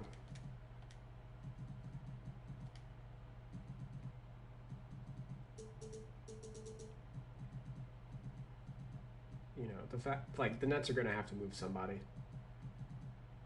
between Dinwiddie and LeVert. And I think because LeVert is the most recent guy to do it, he played in the playoffs, and He's younger, 25 versus 27. Like, Dinwiddie should be a starting point guard somewhere. He's just way more likely to get moved. And I think he's on an affordable contract also, which I think he wants to be part of the franchise. Obviously, they're stacked for talent, and they're going to be a contender next year. And maybe Steve Nash will want to get his hands on him to see, if he can improve the shot or whatnot. But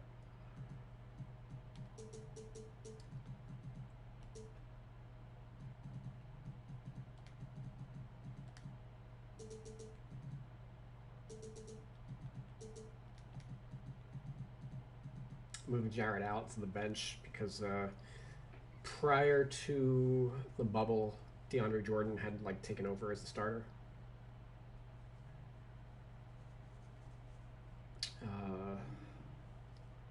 Obviously, Allen played in the playoffs, but I think it comes down to Durant. He's going to want DeAndre Jordan starting next to him for toughness purposes.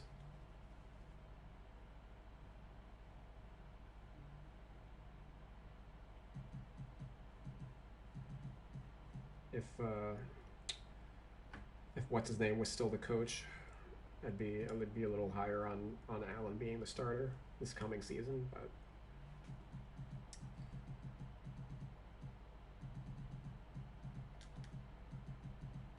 I'm perplexed. Yeah, we're so if Wilson Chandler's in the free agent pool, we're actually going to drop Jamal Crawford because Jamal Crawford played one game for the team, and there's no possible way that they retain him.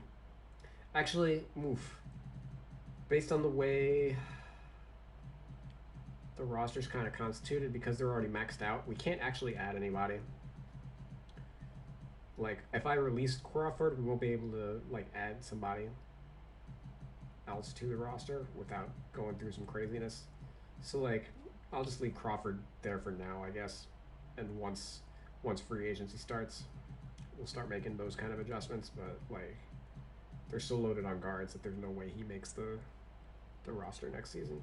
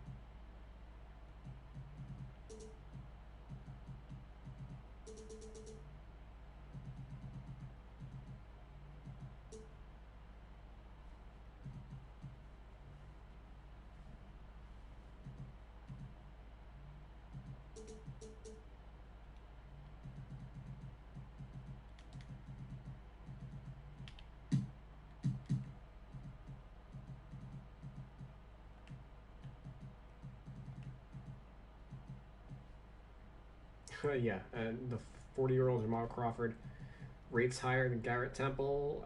Come on, dude. Nope, not even close. Not even close. Garrett Temple's been better for the last 3 years. Joe Harris is within 2 points of Crawford. Shut the fuck up.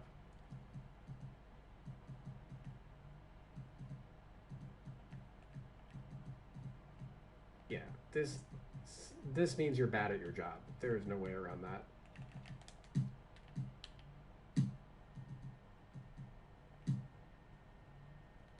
Okay, moving on to the Nuggets. They just got eliminated, so I'm going to adjust their depth chart off the playoffs. Although Will Barton didn't play in the playoffs, so that will be a little bit of a factor. Let me actually go back and do the Dallas depth chart.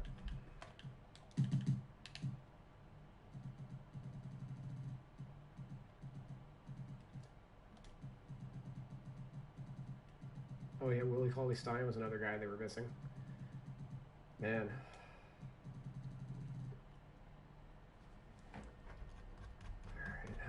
do this.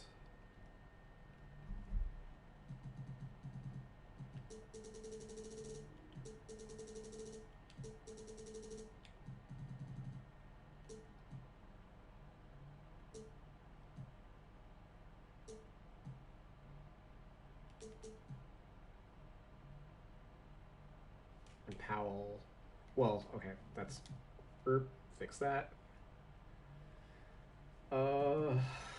Yeah, so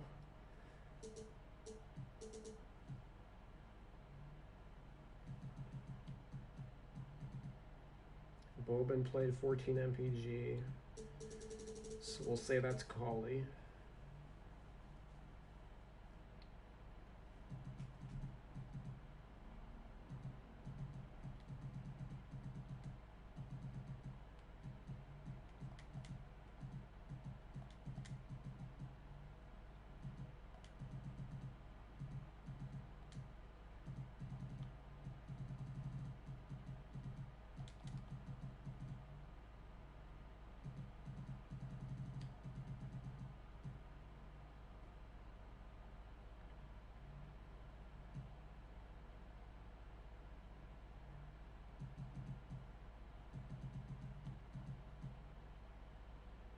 Kleber played 34, but some of that goes to Powell.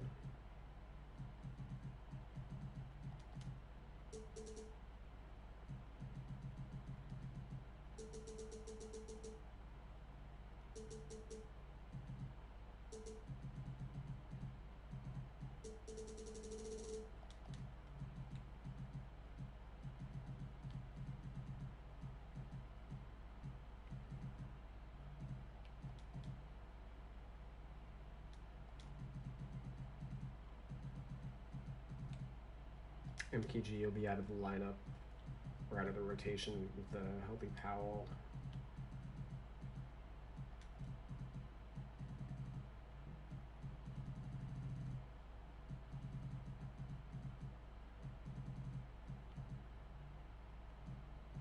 And now I didn't realize, but Kleba and Burke are underrated.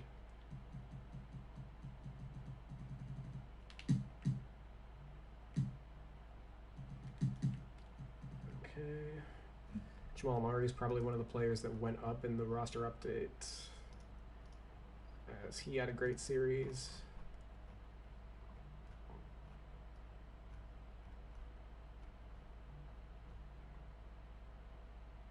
Yeah, he averaged 32 in the first round.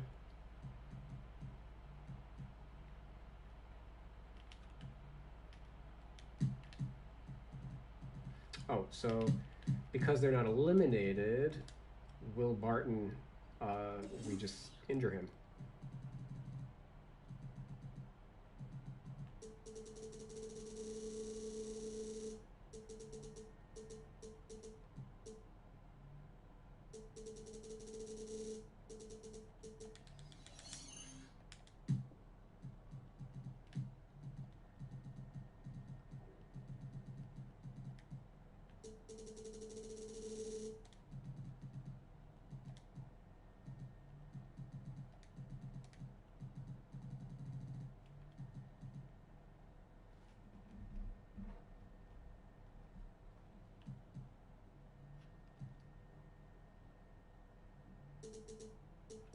Harris just came back, and he's been coming off the bench.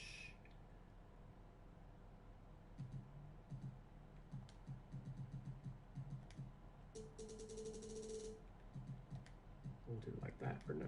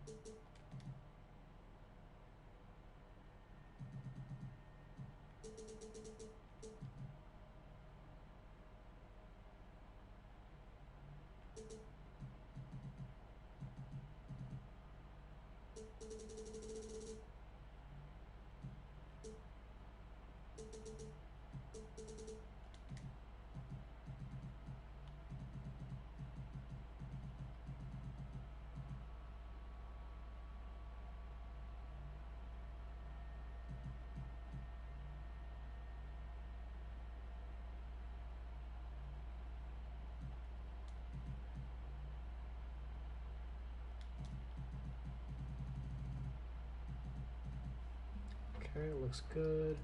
Let me see their depth chart from today. Gary Harris started today. Okay.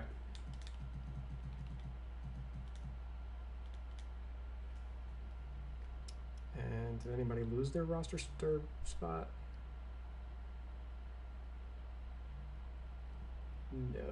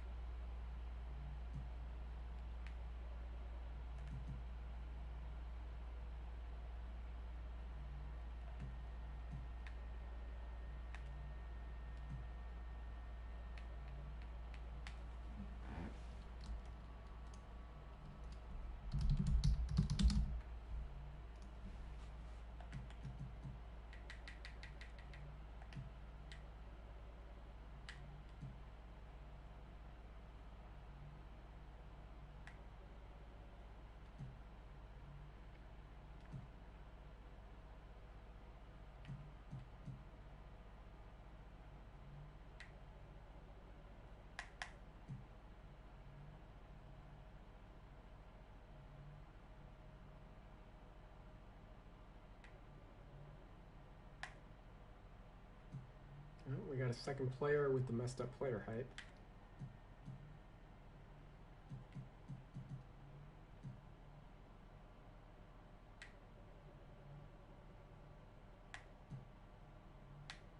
And Jokic is 34 pounds underweight.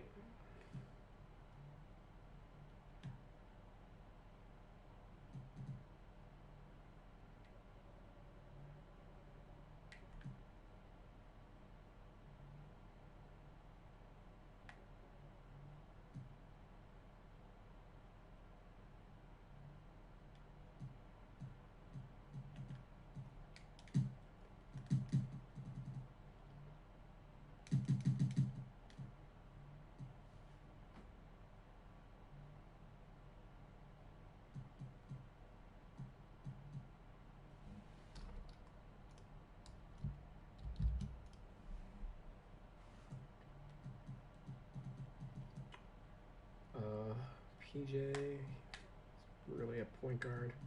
Well, he plays all three guard perimeter positions.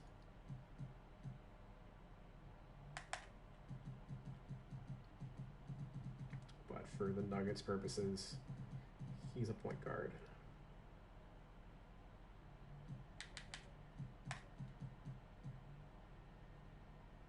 Porter is interesting.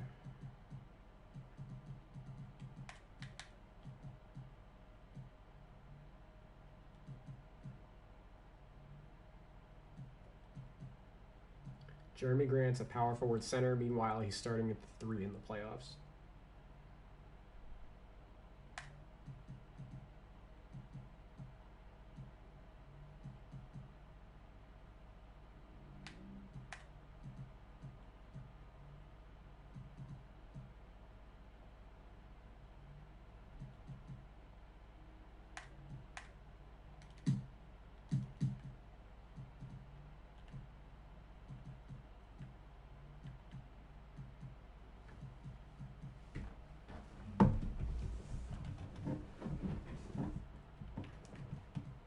Okay, as far as their ratings go, I just switched Craig over to shooting guard, which dropped his rating a little bit.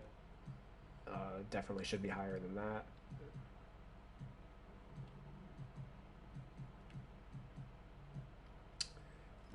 Porter Jr. is kind of an interesting case, like what to do with these guys, Jeremy Grant and Porter. Right now, Grant's been starting. Porter, these guys are kind of in a 3-way rotation with Millsap. For the most part, like Millsap plays the 4, and then these guys play the rest of the minutes at the 4. And then Porter and Grant are splitting minutes at the 3. Typically, Torrey Grant was like the backup small forward this year, but Gary Harris missing time led to him playing at the 2.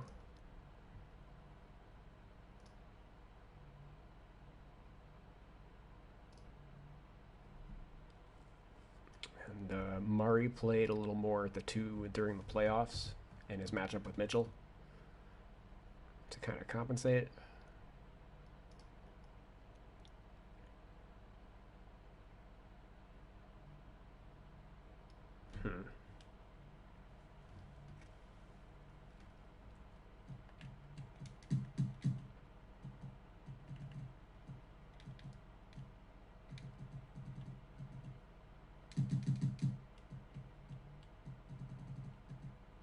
Think we're doing that,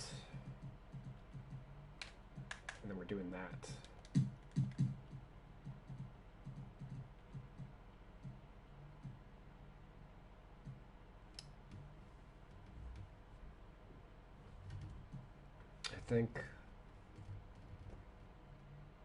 I think Porter's going to be the long-term starter at the 4, as Millsap is getting up in years.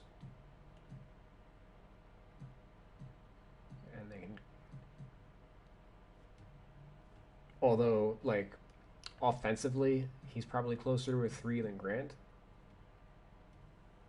But I think Grant's a long-term starter, and like Will Barton, him missing time has kind of created a window for these guys to get PT and like kind of throw the regular season out the window. But he's always had like a 2 guards body, and the fact that like Harris has struggled so much, I would like to see him like switch over to playing the 2. Maybe make him the starting 2 guard next year rather than Harris. Harris hasn't been not shooting the ball well the past couple of years. Only a 76 3-point rating we can see. We got a request to check badges for Murray and Mitchell, so I'll go ahead and do that. Doesn't look like a ton changed.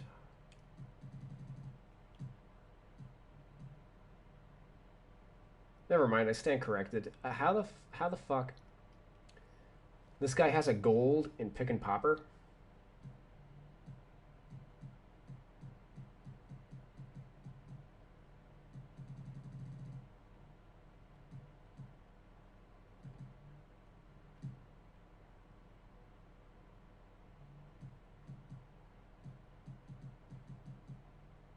Yeah, it looks like from what I've glanced at with the badges, it kind of looks like they didn't update individual players, but just like certain categories. Like Flashy Passer Gold. I think they probably just revised Flashy Passer across the board for a lot of players.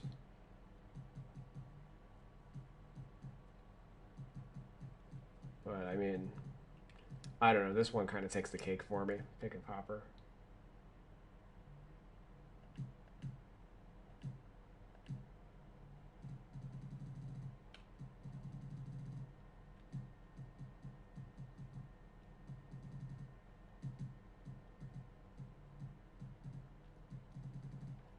Doesn't look like Jokic changed very much.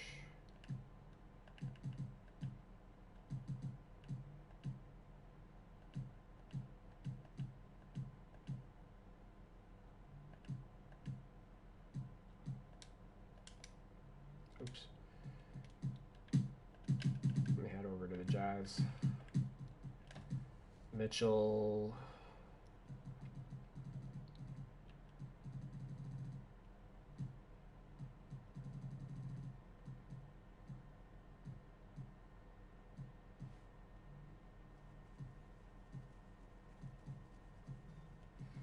Another pick and popper.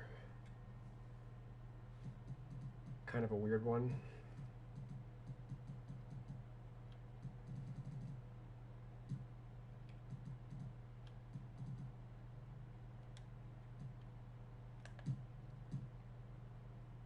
Rudy Gobert has ice in veins. What the fuck are you guys doing?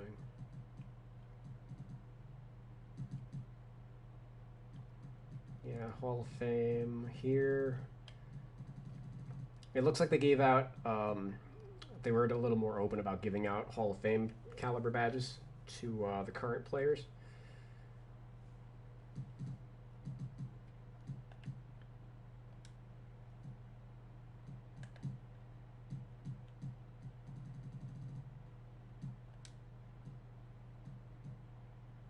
Conley still has a bunch of badges.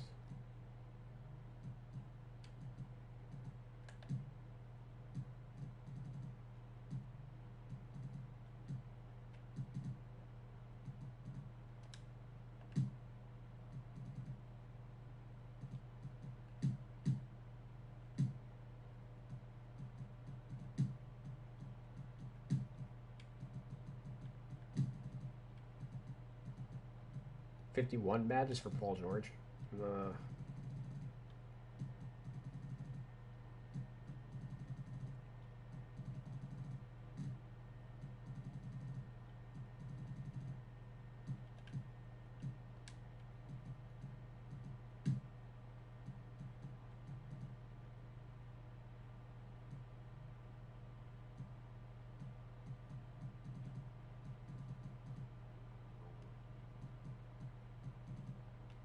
I think pick and popper might be for like when your center gives you a screen and then the guard shoots it. Technically, it's the other way around. It's for the roll man, unless they found out that it like works differently than the way they worded it. But if oh wow, Kemba Walker has it also. Elevates the shot percentage for an attempt taken off a pick and fade situation. You know what? It's possible that it's worded one way, but I bet that the way that it's coded, it ended up not working how they intended it, and therefore they gave it out like pick and roll maestro was like the prior badge that doesn't exist anymore, but that's kind of what it used to be, was scoring opportunities off a pick and roll situation. Obviously, the guards aren't pick and fading, but I guess it probably is just coded like any shot in a pick and roll situation.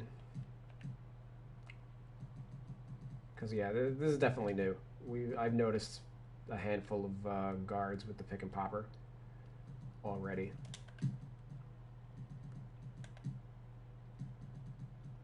Yeah, Sexton. All right, so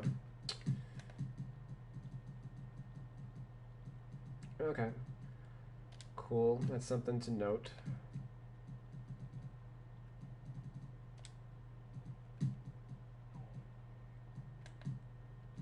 I'll laugh if Simmons has it.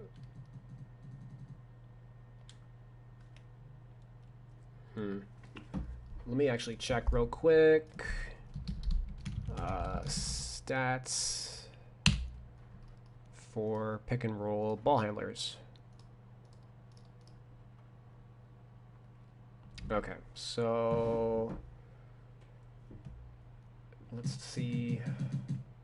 Trae Young.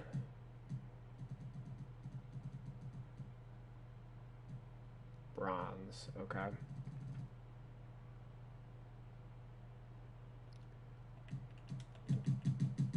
What was Luka? Gold. Chris Paul.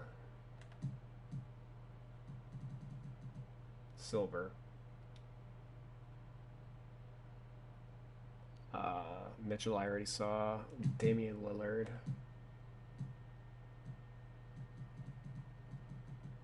Gold. Let me see John Morant.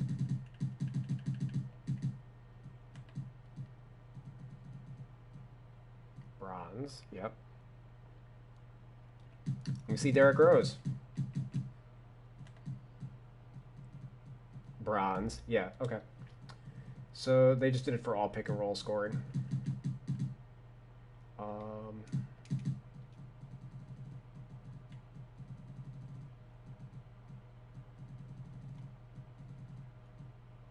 pick and popper. It's gonna be half the league.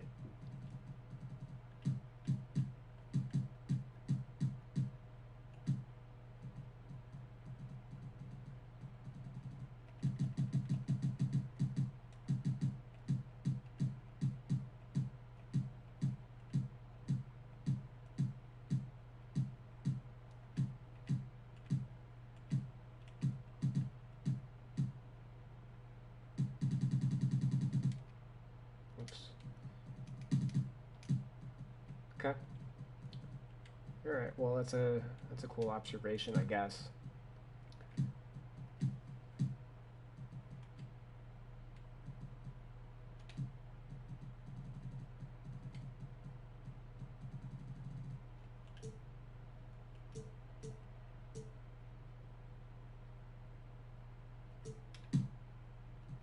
Okay, Pacers, as I mentioned earlier, TJ Warren got updated to an 85 overall in this roster update. Brogdon actually also went up a point. He was an 82, now he's an 83.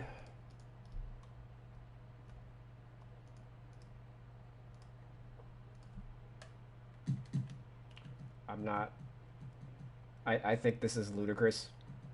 Like, he had a good stretch, but all he can do is score. Not too much else beyond that, which just makes him like a worse Bojan Bogdanovic.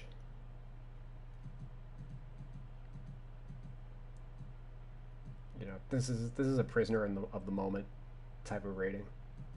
85. Like, the difference between Sabonis and Warren was fucking night and day this year. There's no way that TJ Warren should be the highest rated guy on this team. He's worse than Brogdon easily.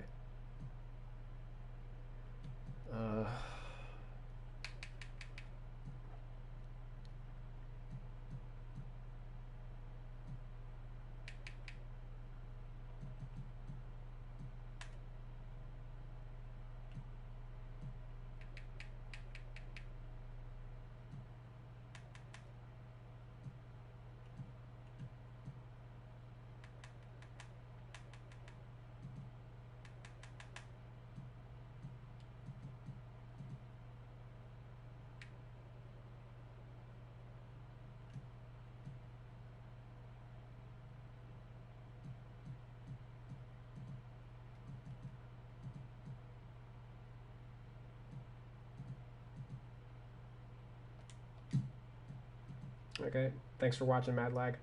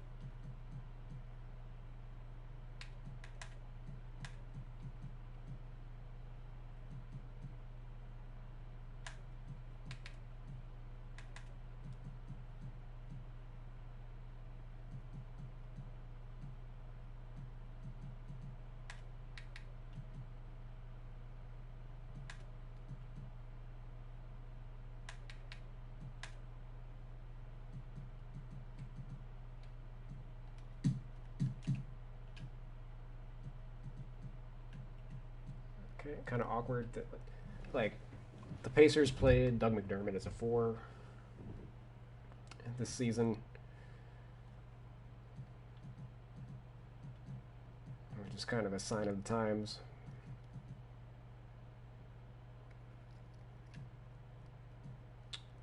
I got to see when Jeremy Lamb comes back from his injury. I think I'm going to be injuring him. Torn ACL when?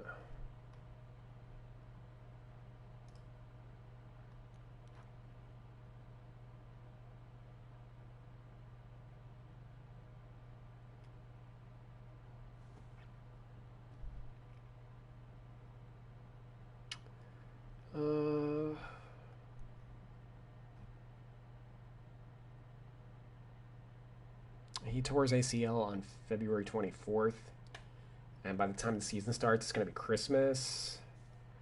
Like, I'll tentatively leave him uninjured, but it wouldn't surprise me if, like, he missed a month. Or longer, like 1 to 3 months he still needed.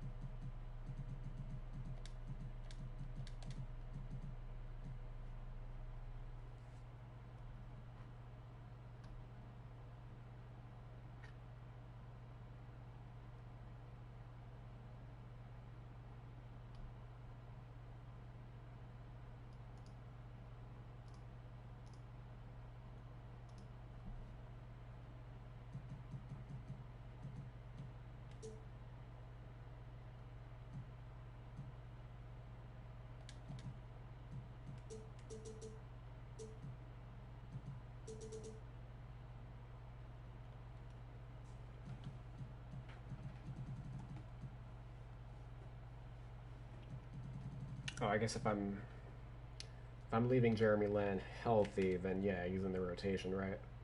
I guess we drop McConnell. I don't know. This is another awkward team. Like,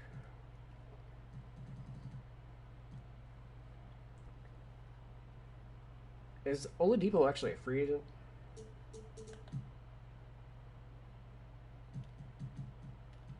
Can I view that from here?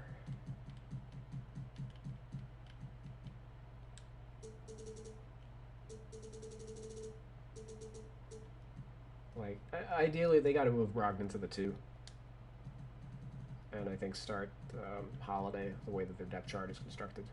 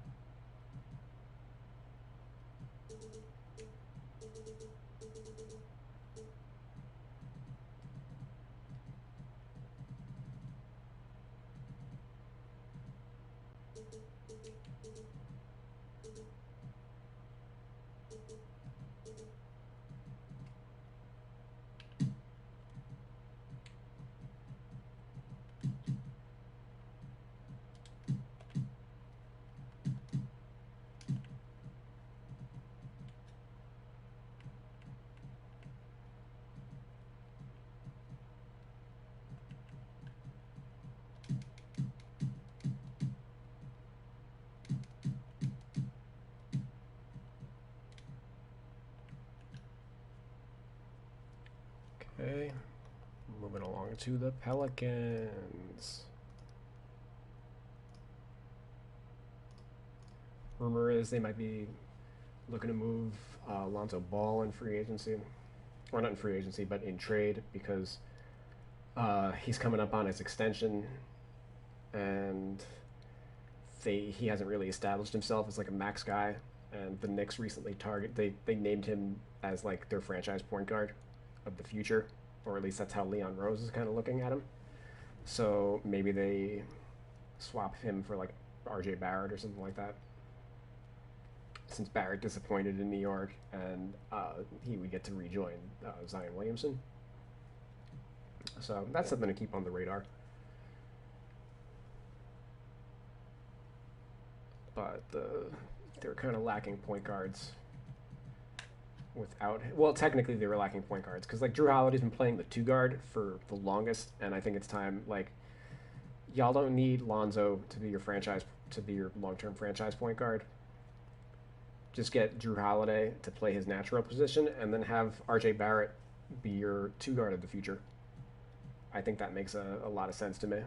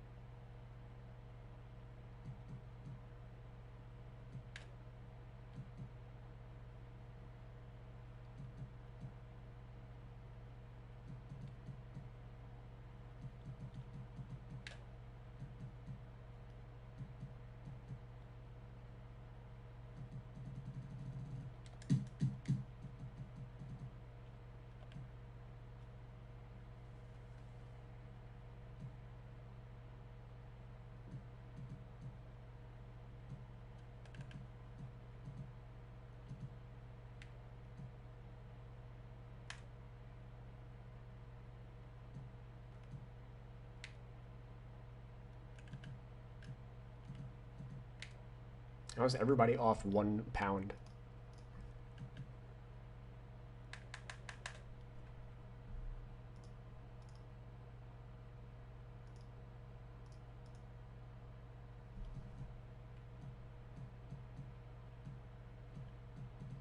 Okay. They have a pretty straightforward roster.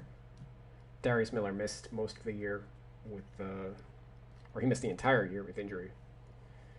And he was really only there because he played with Anthony Davis in college. So now that Davis is gone, I don't expect him to be retained. In fact, if anything, maybe Darius Miller joins the Lakers now as like a long-term replacement for Jared Dudley.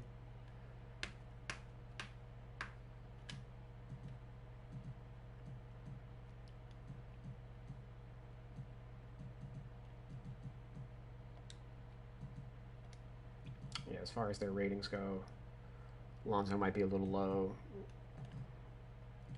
Drew Holiday's definitely low.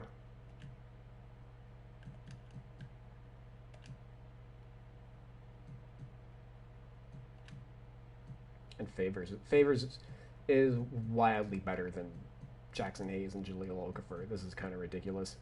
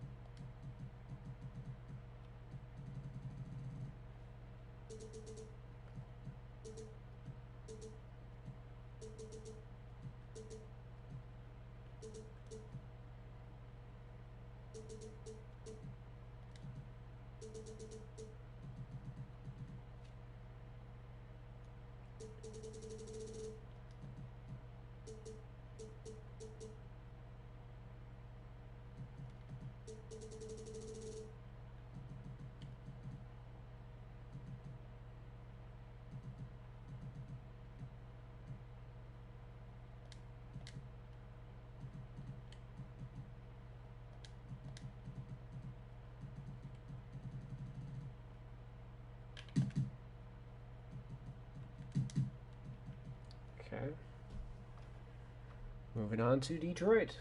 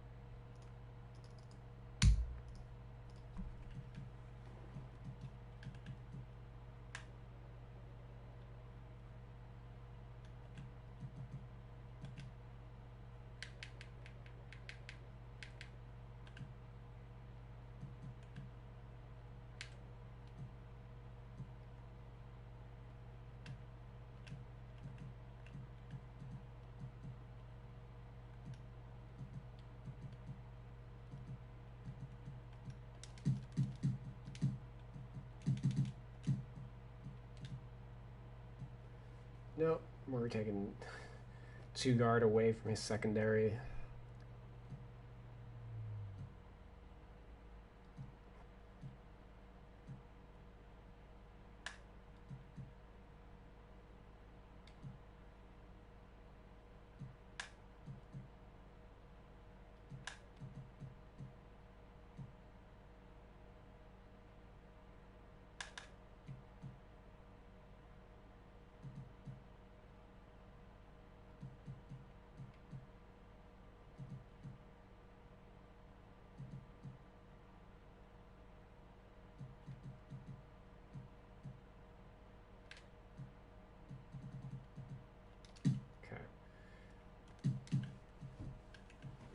Let's have a sort of interesting roster. Blake Griffin missed most of the year with an injury. It'll be interesting to see how he bounces back from it because Christian Wood played very well in the second half of the year before the shutdown. After the Drummond trade, he basically got freed up, and he's probably the top big man on the free agent market. So I don't think he's going to be retained, but certainly it's like if the Pistons think that Blake can't make a recovery, then that increases the chances that they'll be interested in bringing him back. Because I don't think Griffin has a particularly tradable contract.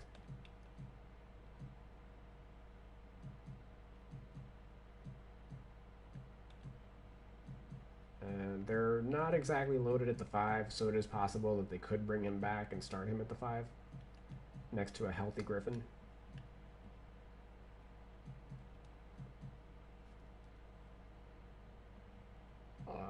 Obviously, very weak on the wing. They probably have the worst small forward tandem in the league over here. And pretty deep with the 2. Nothing really exciting though. Kennard is fine, but like again, he's coming up on his extension, and they may not want to. These guys are. A lot of guys are okay on their rookie contract, at $4 to $5 million a year. But once you start to have to pay them like 12 to 14 million, not quite as appealing. And that's a decision they're gonna have to make on Kennard.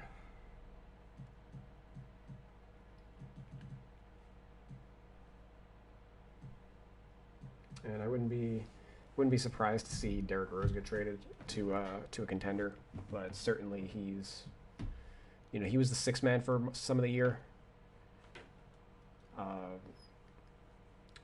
Reggie Jackson was the starter prior to like the All-Star break, so they could start Rose, but that's not really like the Pistons are a rebuilding team, and Rose is 31. And realistically should be, he can't waste any time. Especially at his contract, only $8 million a year. Like the Pistons should be able to get something for him, like be it a draft pick or whatever, to kind of advance their plan moving forward.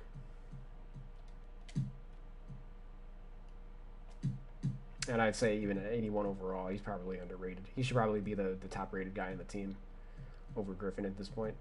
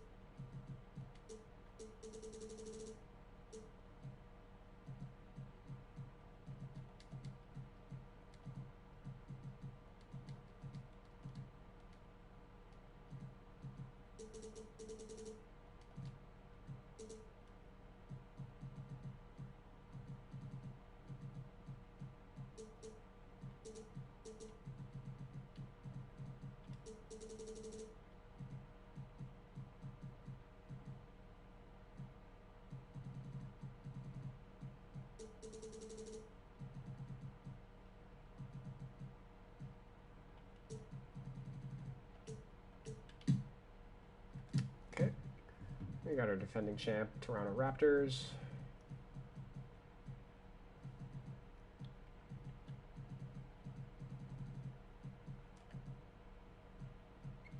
Fred VanVleet, he went up a lot this year, 85.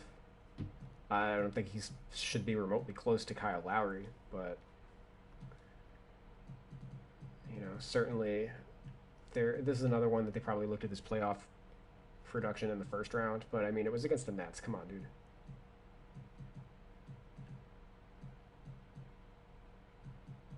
Powell's probably a little underrated. Anunoby hit a big shot tonight.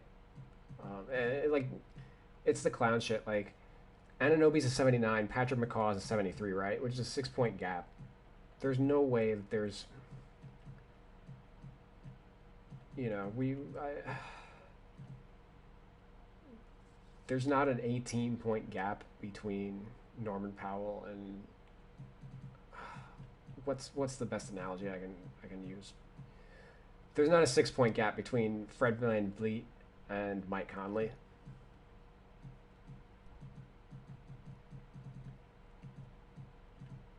You know, but there is one between OG and Pat McCaw. I don't know.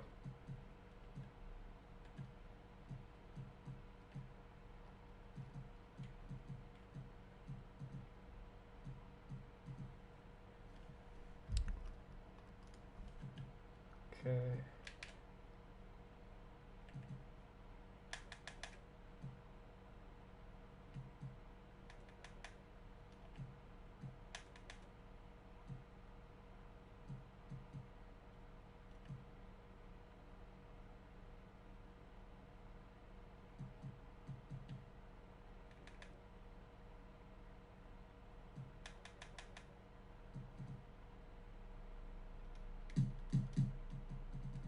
Okay. Time to do some surgery. Kyle Lowry, much like Terry Rozier for Charlotte, has started the entire year at the 2 guard.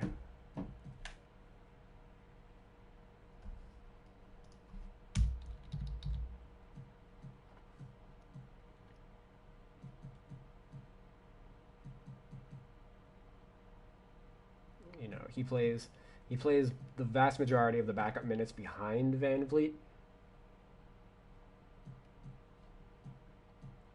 But he does start at the 2.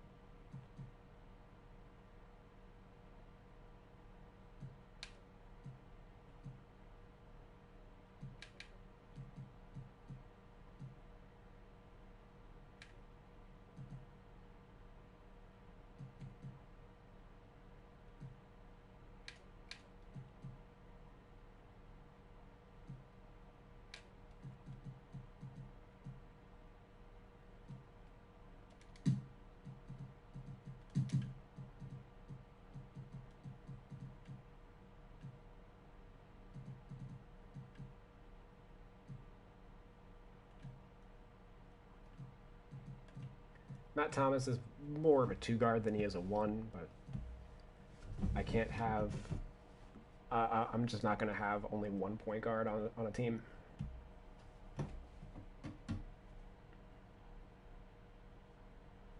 And he's more or less like the 3rd string.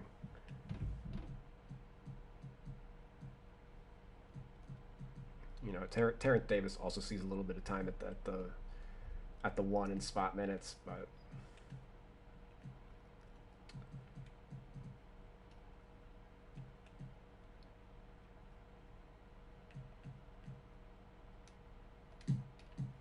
Okay, and let's head over to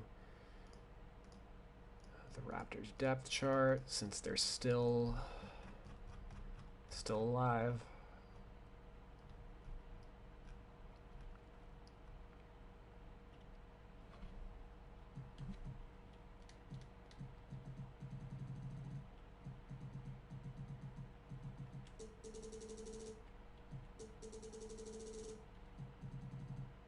I like how they got Ibaka starting when it's in fact Gasol.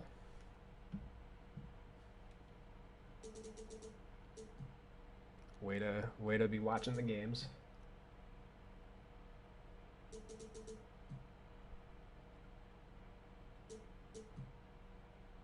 Lowry, 32. Van Vliet, 36. Okay, Powell is getting 22. Davis, 14.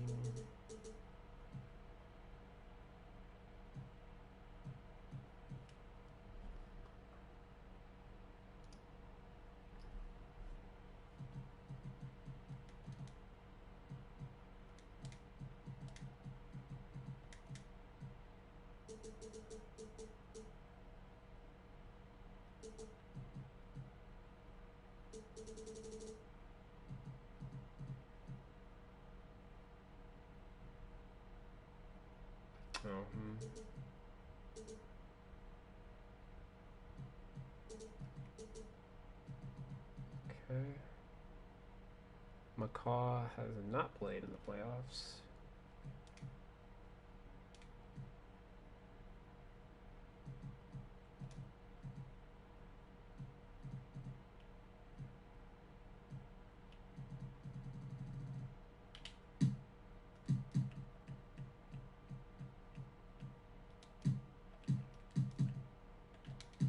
All right, Houston. Houston, likewise, has not been eliminated. As they won Game 7 against the Thunder. So with that in mind, where... Okay, there he is. I was going to say. Alright, so we're still going to deactivate Nwaba, who tore his Achilles with the Nets and then signed with the Rockets for the bubble.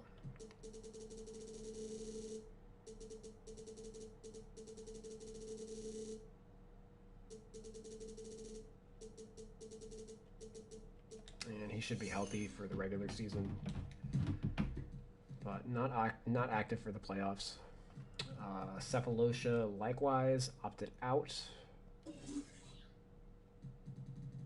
so we got to deactivate him.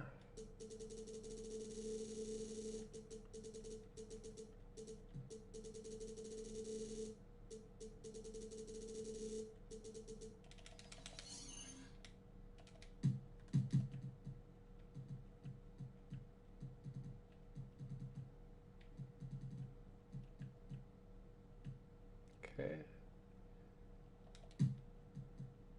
Looking like things are going to get a little wild in a second.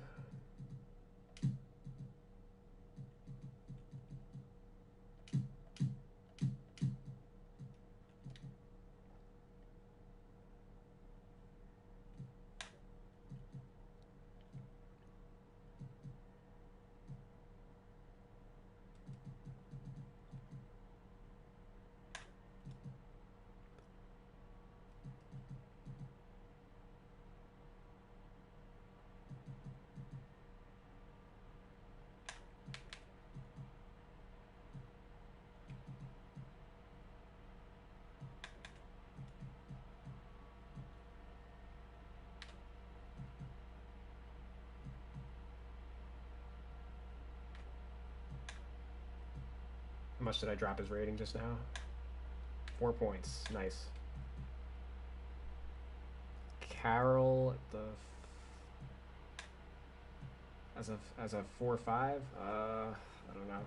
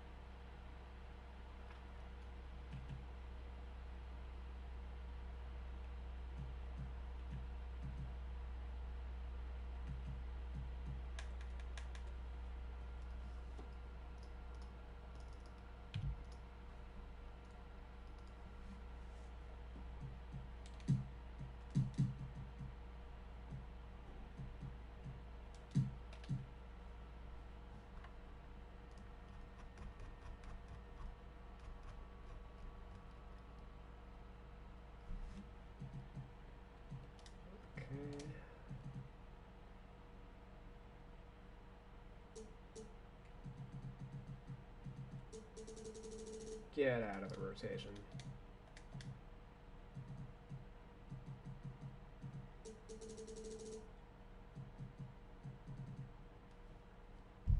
Okay. 36 Harden, 36 Tucker, 32 Covington, 34 Gordon,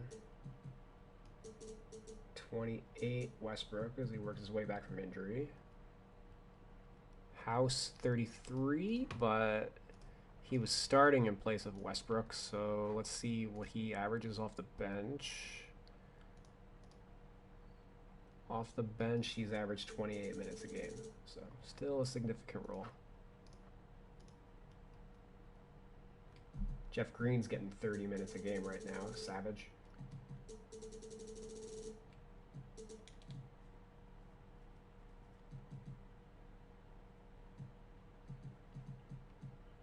Macklemore.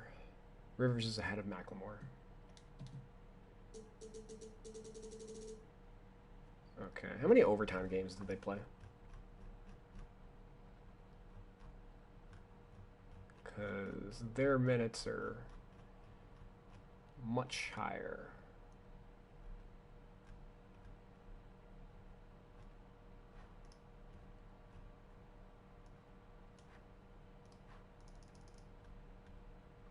They played one overtime game.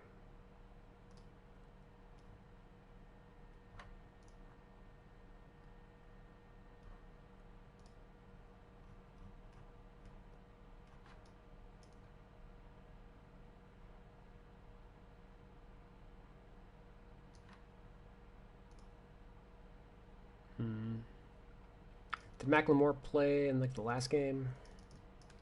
He did not. And then he played 3 minutes for game 6. Yeah, so we're going to drop Macklemore from the rotation since Westbrook came back. And probably safe to assume that Rivers' minutes drop a little bit with Westbrook back. So, yeah, I'm okay with this as the rotation.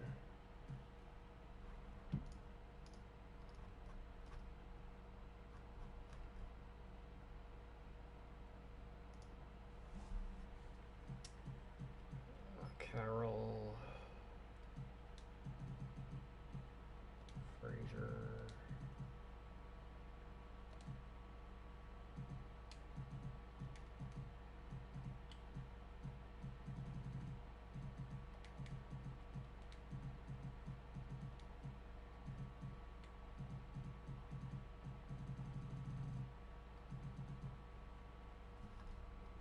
and let me check their positions for the playoffs too.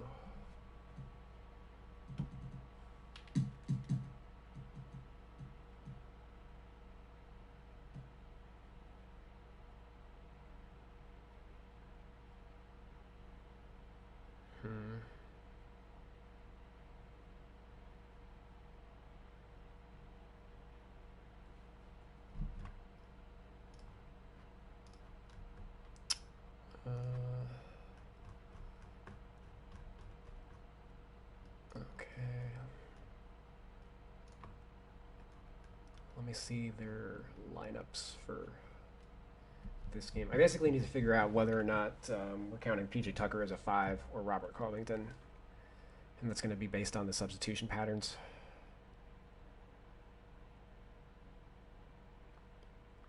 Okay, Tucker comes in for Green. When does Covington leave?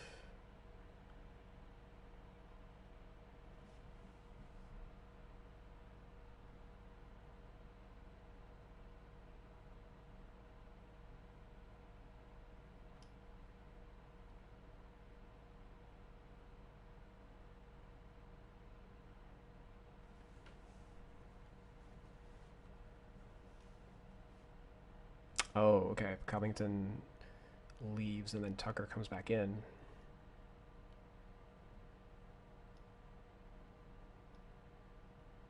Okay. I think I'm okay leaving Rocco at the 4.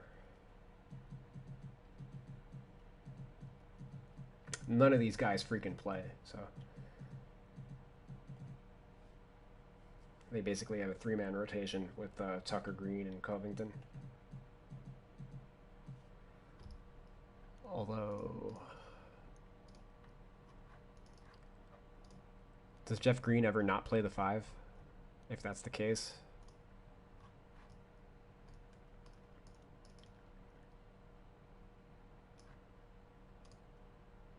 No, Jeff Green is a straight up 5 100% of the time on this team.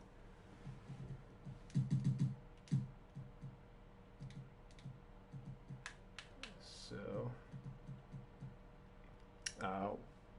you know, if he joins another team, we'll gladly change that. But for the context of the Houston Rockets, he is a center.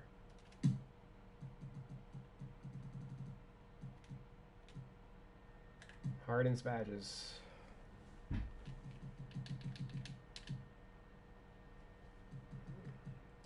Well, he's got 4 Hall of Fame badges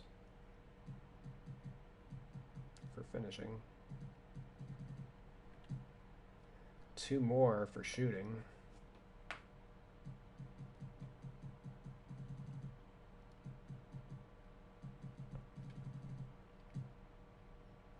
One more for Space Creator.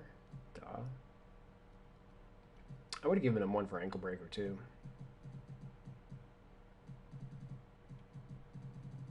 Or Quick First Step.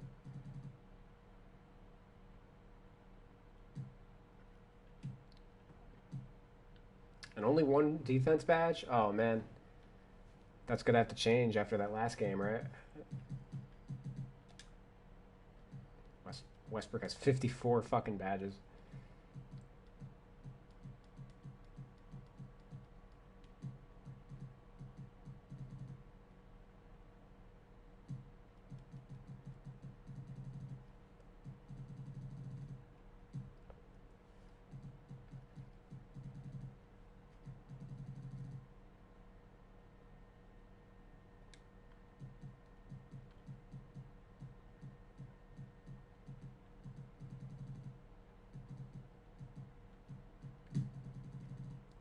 Lou Dort from the Thunder has a face scan.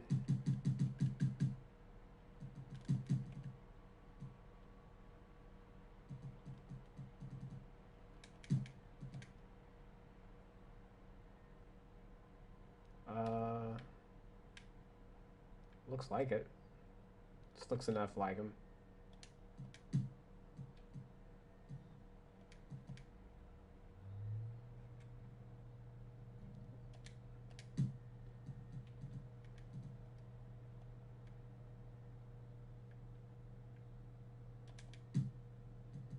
Yeah, I have no complaints. I'm not a stickler for things like that.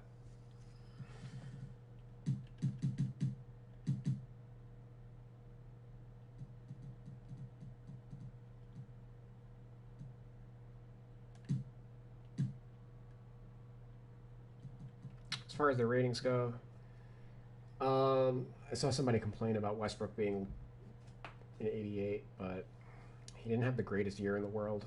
I'm okay with it.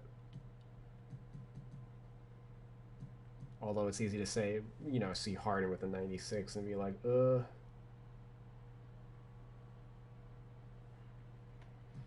Covington's criminally underrated. Ditto for PJ Tucker, but that's got to do with him being as a center. McLemore is low. Jeff Green's dumb low. Even with him like losing 4 points, moving him to center, there's still no way he shouldn't be on par with like Tyson Chandler or Thabo Sefolosha. Like, is it 4? Come on.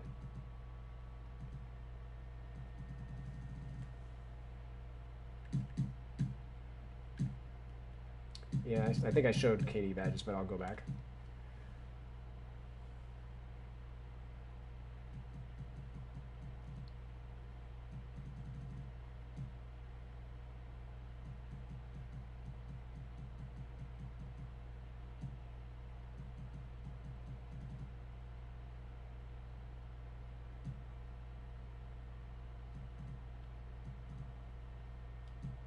It's all fine.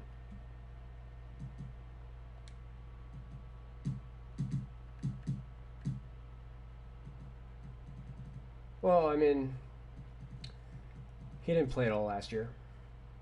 is my main guess. They probably only looked at guys that played this year.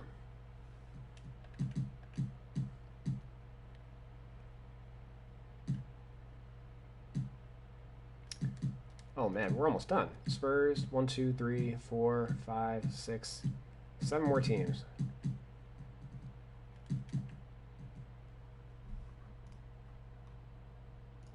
Okay, Spurs.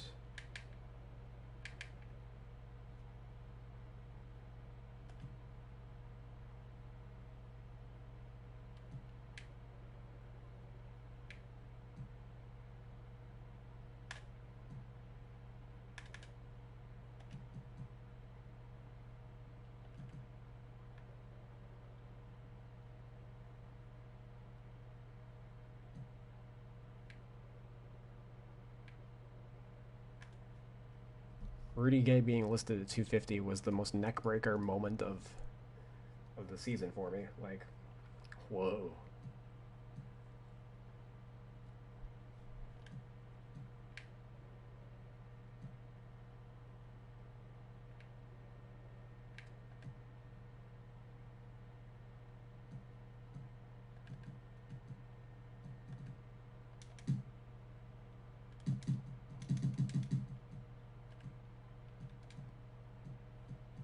Okay, Patty Mills, weirdly enough, played the 2 guard this year.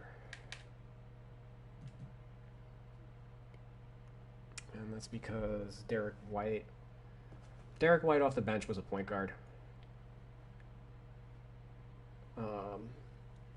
Moving forward, since I need to see them real quick, because I think Bryn Forbes missed the bubble, and that's why Derek White started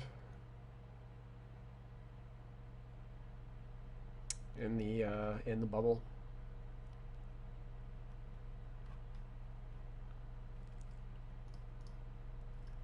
Like, if we're gonna list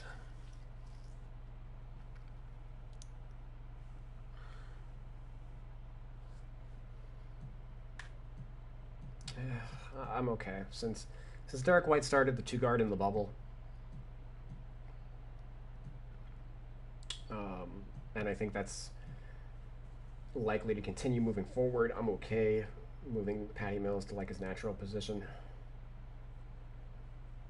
But I mean, during the entire year, Derek White was running point, and Patty Mills was like an off-ball shooting guard, which is the first time like it reflects in like his play-by-play data and other things like that. Like he had his role shifted compared to how he had played the other 10 years of his career. But I'm okay with that. Forbes, I don't think he played. Nah, he didn't play the 1 at all. Lonnie Walker is actually a 3.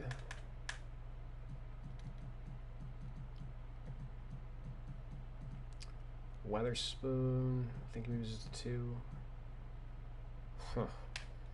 Rosen played the 4 during the bubble. Keldon Johnson, 3. I gotta see their ball play.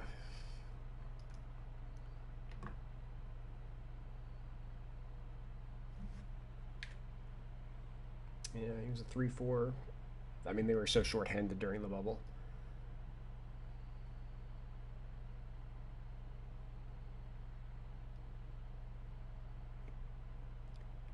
Quindari Weatherspoon was a point guard or played point guard minutes. Let's see if that's true.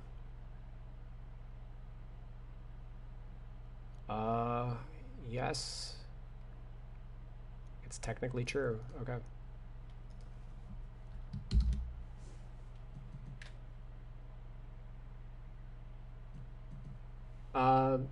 You can edit the WNBA players.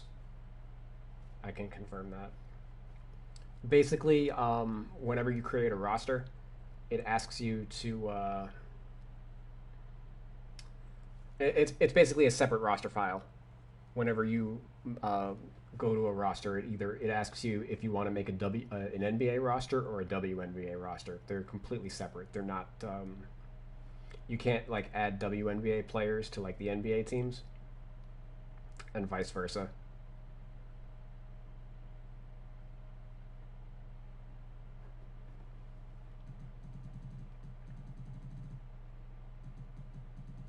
But I'll load that up once I'm done, just to take a quick look at it. Me too.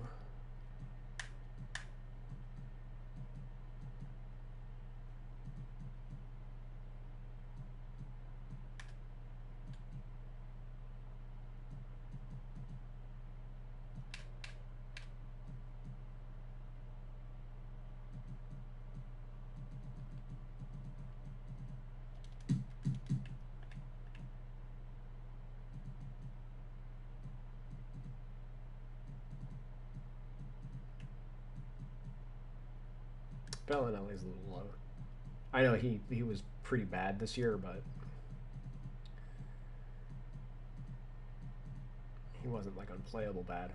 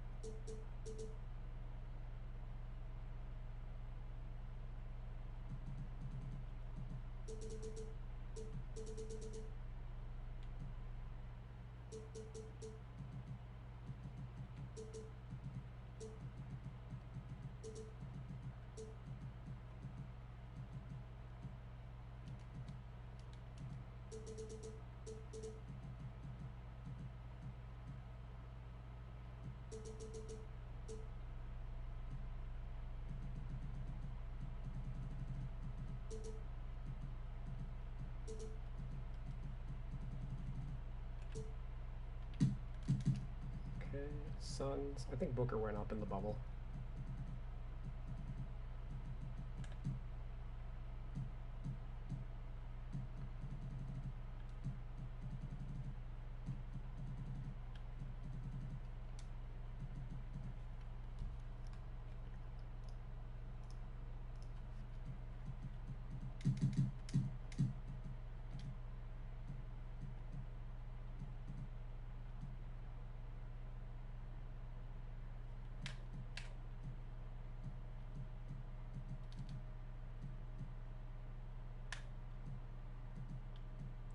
Ty Jerome,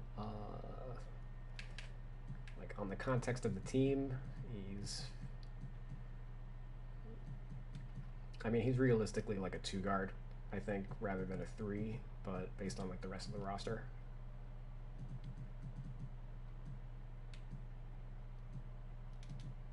You know, they just didn't have any 3s. Oubre missed a decent chunk of the year.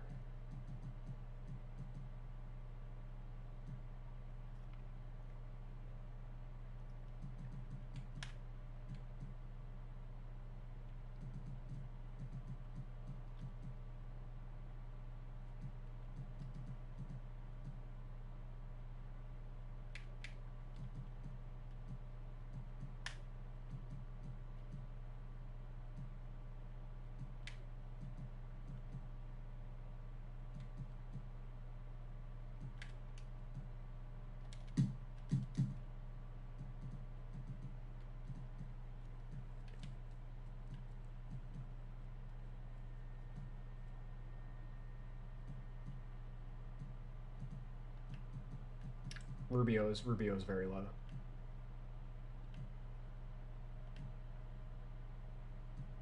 Sarge might be a little low too. Looks like they buffed Cam Johnson a little bit, since he did start at the 4 during the bubble.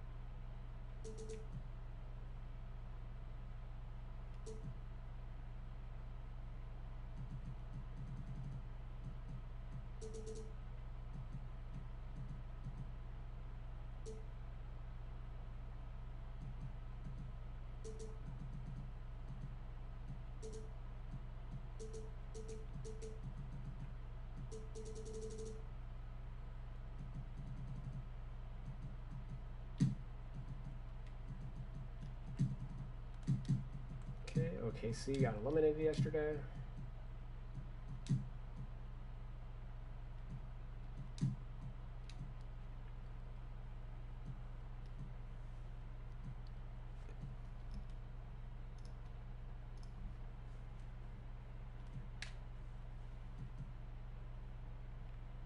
Okay, Lou Dort was actually their starting three.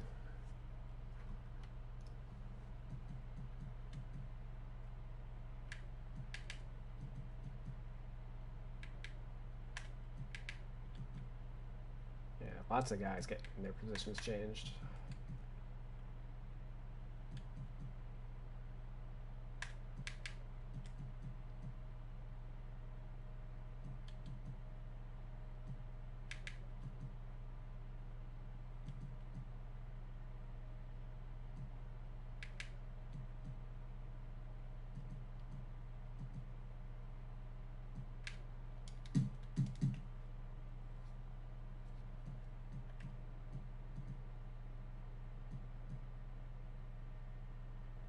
Like technically, so SGA played three positions. You know, he was their third string point guard, but he played more at the three than he did at the one this year. Like in the Chris Paul, Dennis Schroeder, Alexander lineup. You know, 3 point guards. So that's why I've got him at the shooting guard small forward rather than shooting guard point guard.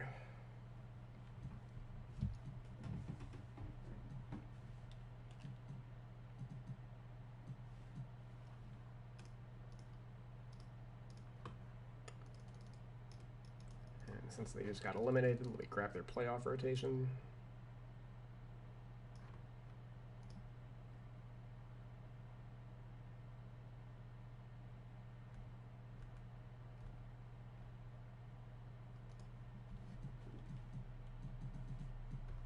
Oh, and I guess update their heights too.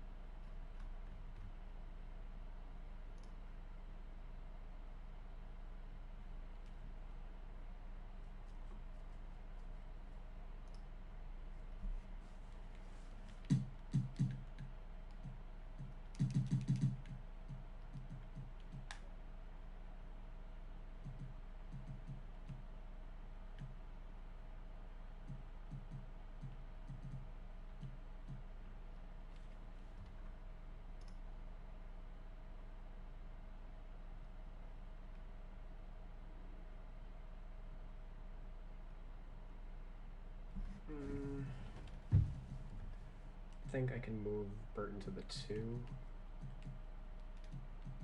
which will break up some of the depth clog.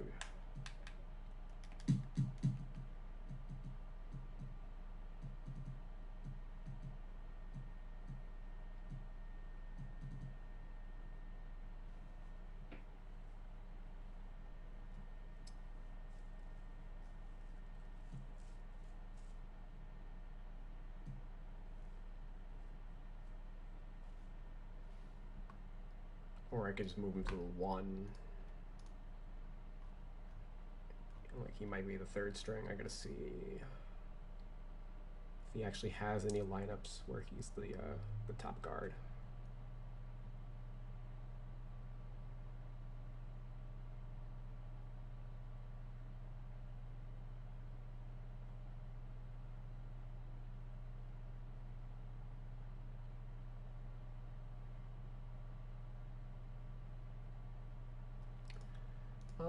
Yeah, I'm gonna do that actually.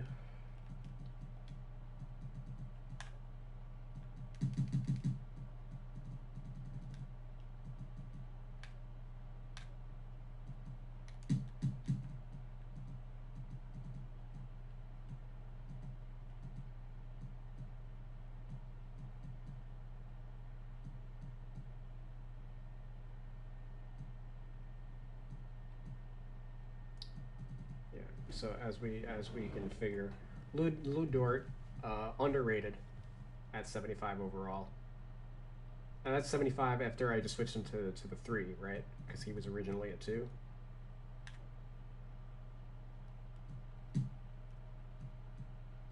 Yeah, he was 74 overall before.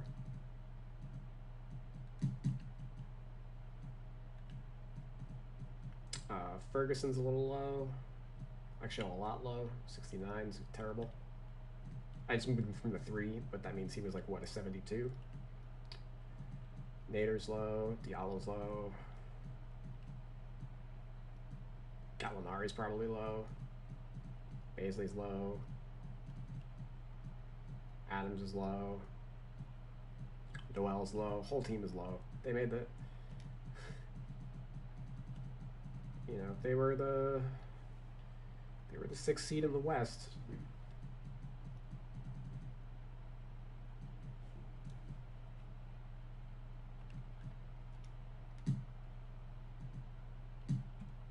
Chris Paul's also low, but I'm not going to spend a ton of time arguing why. D'Angelo Russell's low. We move on to Minnesota.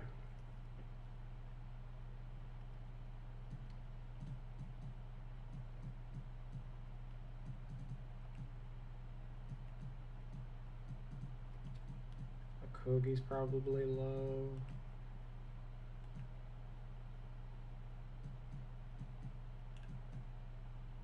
Nasreed is low. Hernan Gomez is low.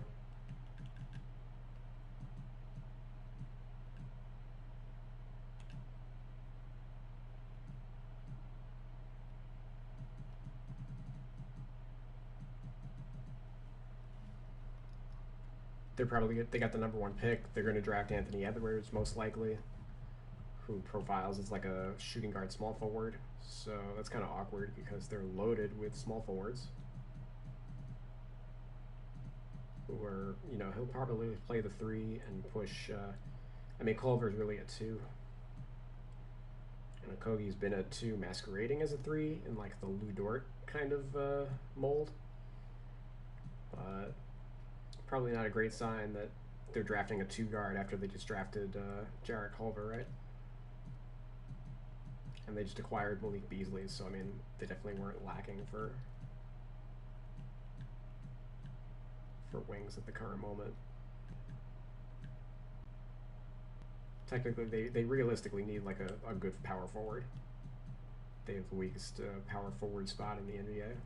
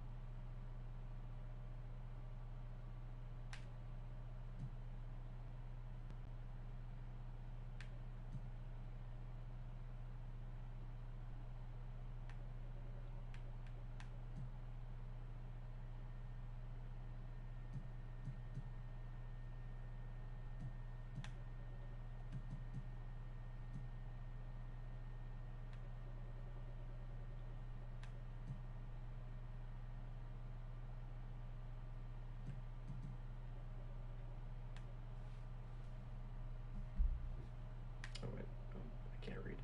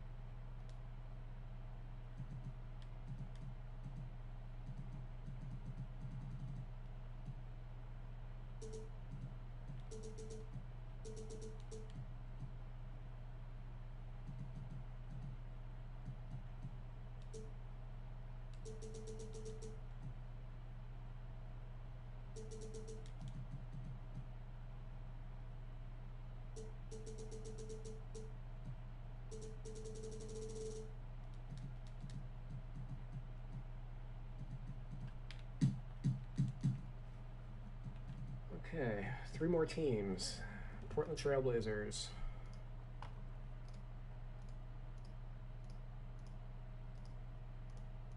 They had a great year.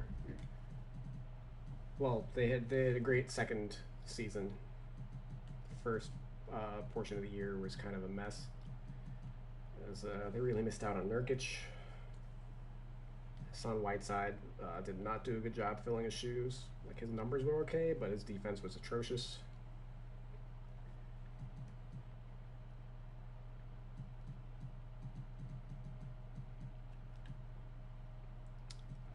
Melo had a resurgent season, sort of. He played okay, but I think his production overall was kind of like overstated. He was a complete non-factor in the playoffs, and like he was kind of replacement level. He was replacement level for 30 minutes a game, which is what they needed. You know, they were without Zach Collins due to injury for much of the year, and like the rest of their fours are actually small forwards.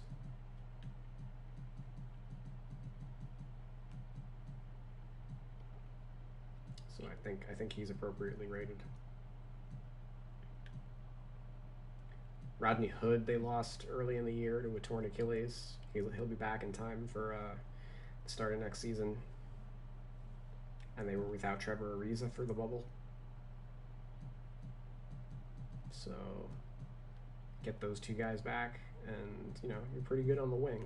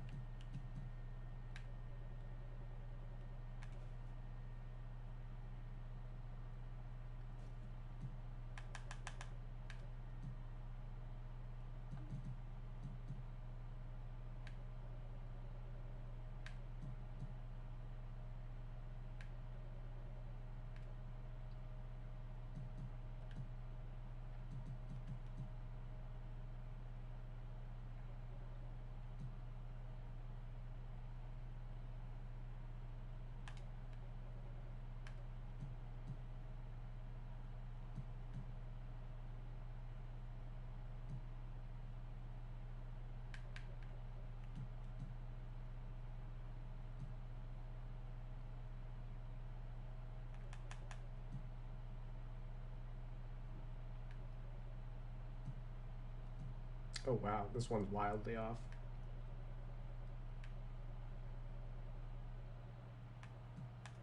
And then take 2 inches off the top.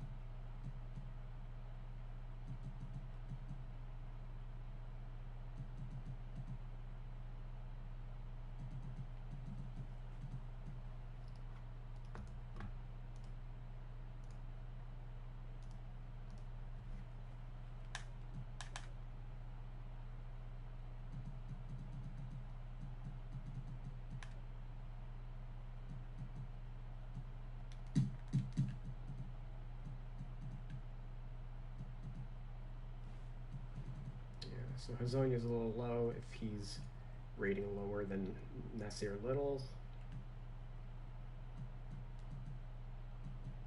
Trevor Ariza is pretty low at 74. I don't know. Yeah, Ariza and Hood should be higher. Probably Gabriel too. Trent should be a little higher too, maybe based on how he did in the playoffs. Maybe 77's fine, considering like Tyler Hero's 78.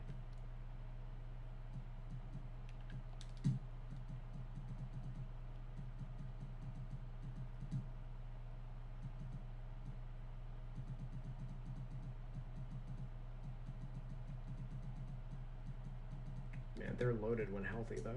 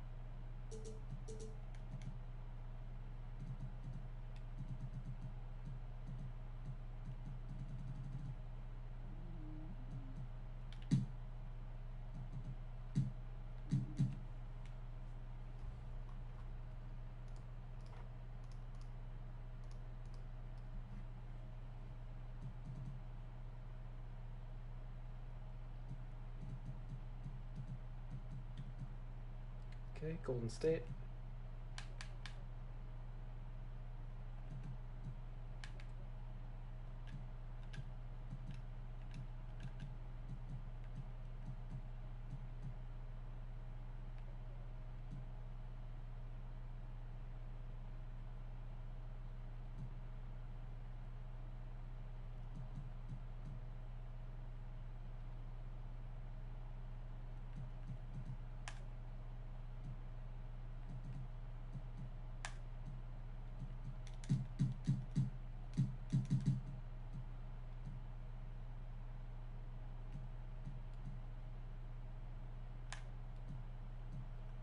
Steph Curry is a 2-guard for his second position. I don't know. I don't know what the hell you guys are doing.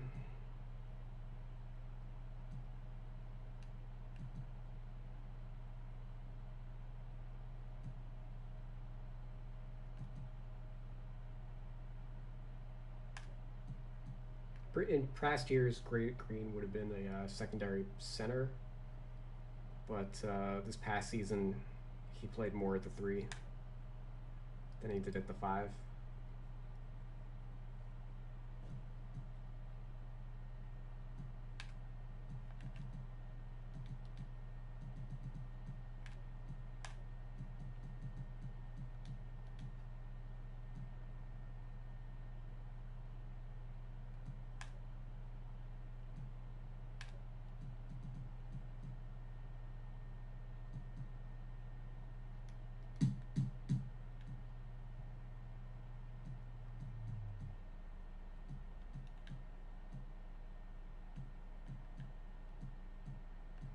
Maybe I'm wrong about that. Okay, you know what it is? They had Willie Cauley-Stein for most of the year. And at the deadline, they dealt him. Because Looney missed most of the year.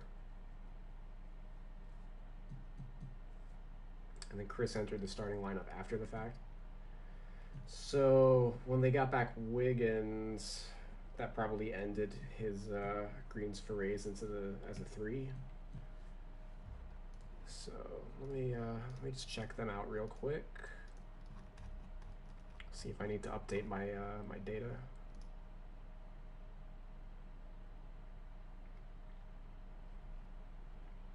Oh, the other player was yeah, they had Omari Spellman also playing in the 5. So yeah, at the deadline they let go of Cauley-Stein and Spellman. That's why it seems like they're thin on at the 5.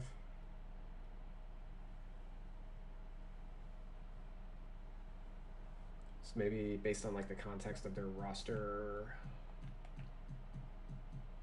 Well,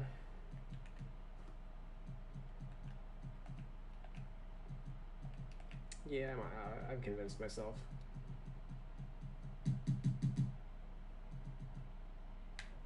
Let me just make him a rotation.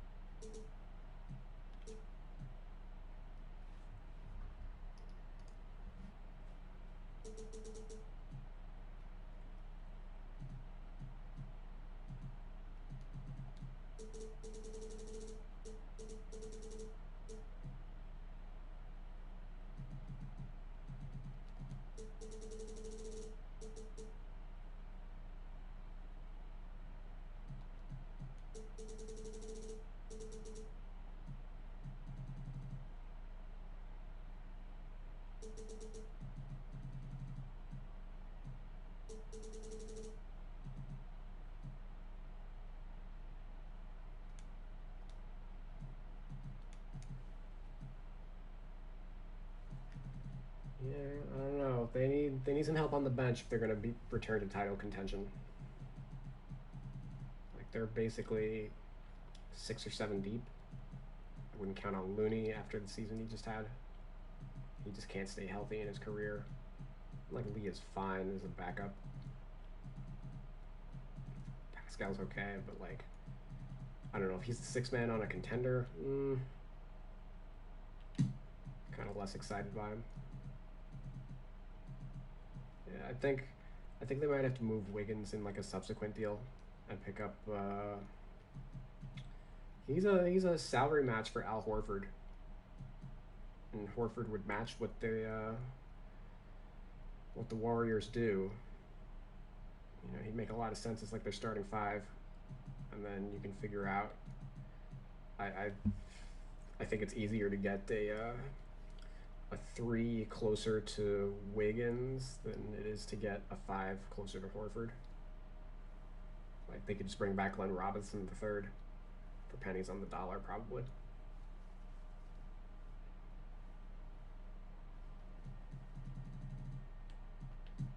All right, Curry badges.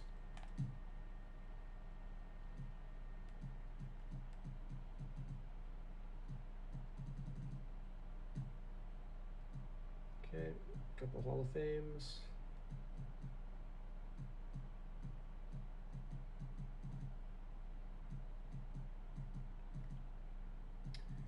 Deep fades. It looks like they gave out deep fades to a couple more people.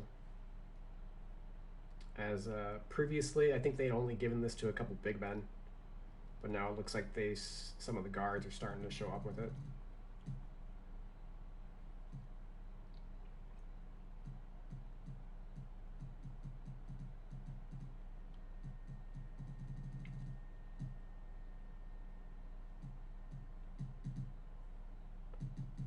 Yeah, not a ton different from like last year.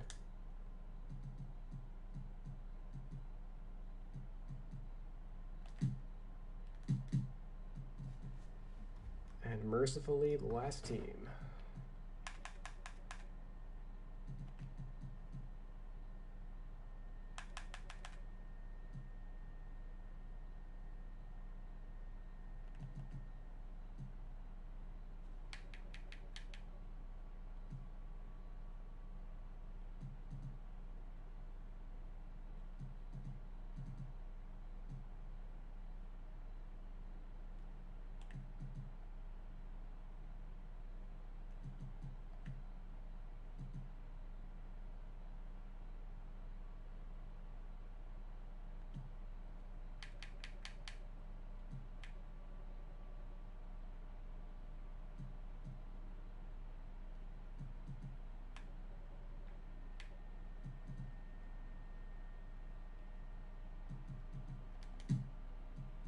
Okay.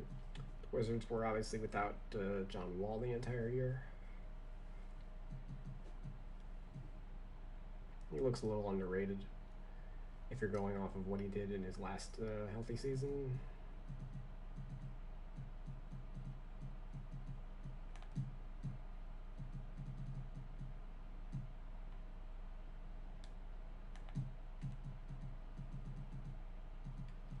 He doesn't have range extender, even though he hit. He was 18 for 24 from 30 plus feet.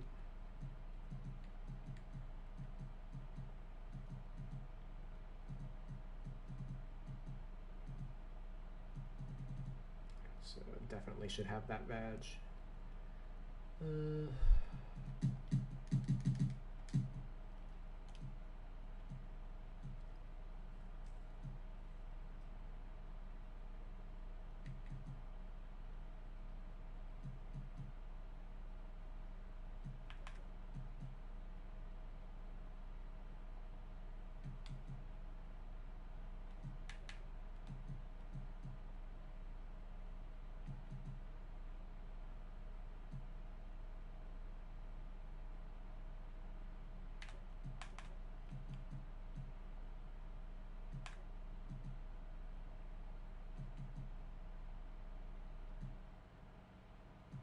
Oh, cute. They have him with a double secondary position, which was actually the same case as last year.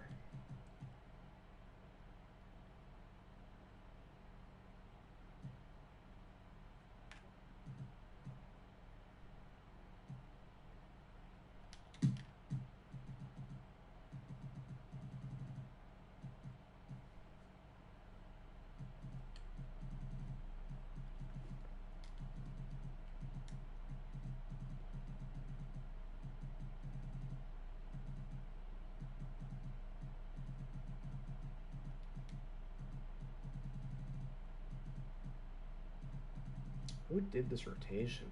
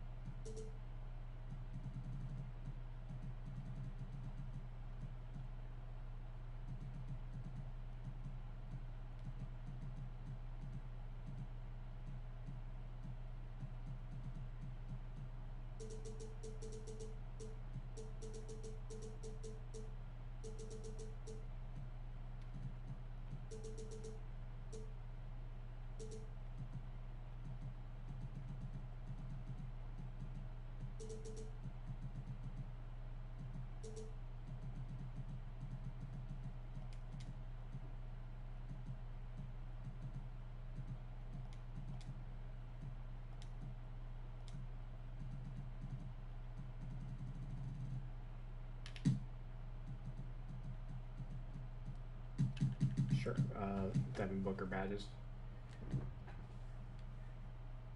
I think I already checked these, but it doesn't look like they changed much.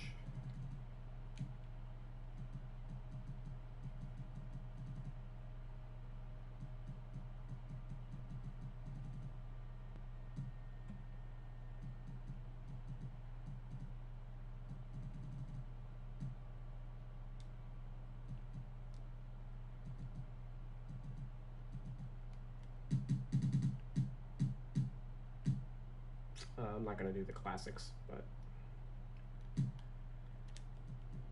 that'll be something I do in the future. Save and share.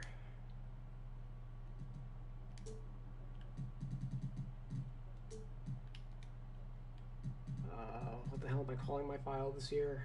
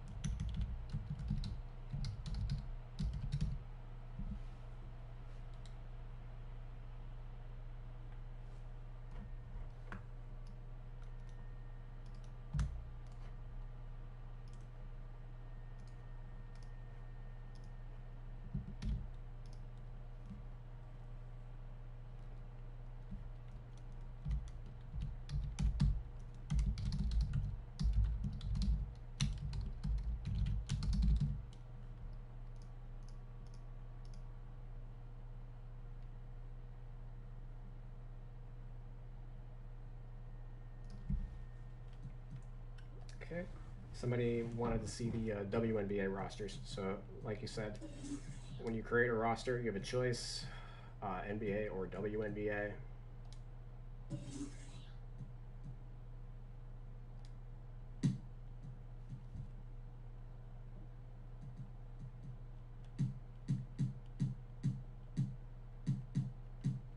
So they have a free agent pool. Is this the free agent pool? I guess this is.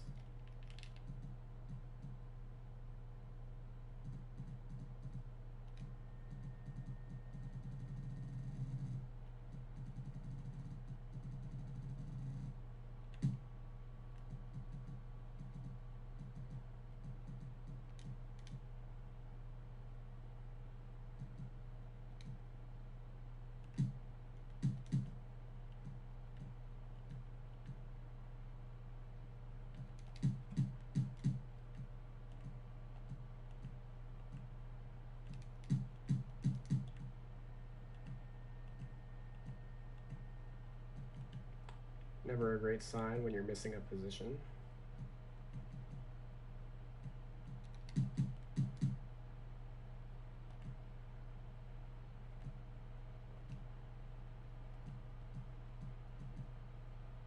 Wonder if she's related to the OG Odom.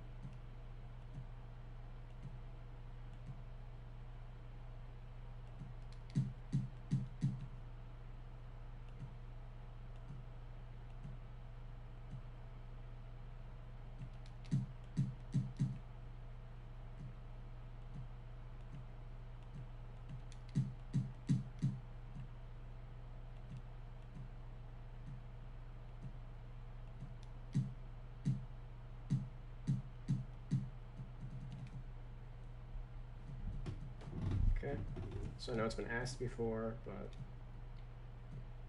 those dunk ratings for the ladies, only 2 players with higher than a 25.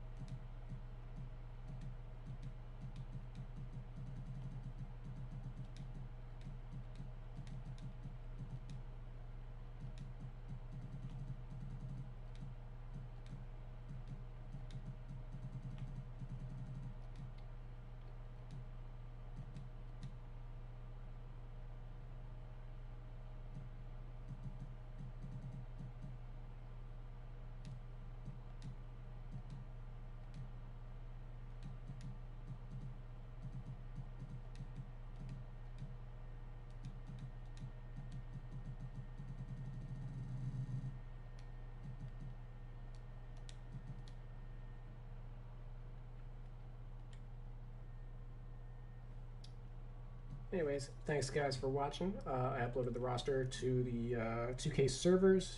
You can check it out and download it. Appreciate it if you like this video or subscribe.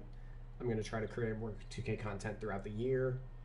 A little more in-depth than this. This was, I kind of wanted it to be a little more in-depth, my insights, than what I gave, but, you know, in order to bang out, you know, this was a kind of a long-form 4-hour grind fest, you know, so we didn't get a chance to focus too much on any of the teams, or else we would have been here forever. But yeah, thank you for watching, and I'll see you guys later throughout the year. Peace.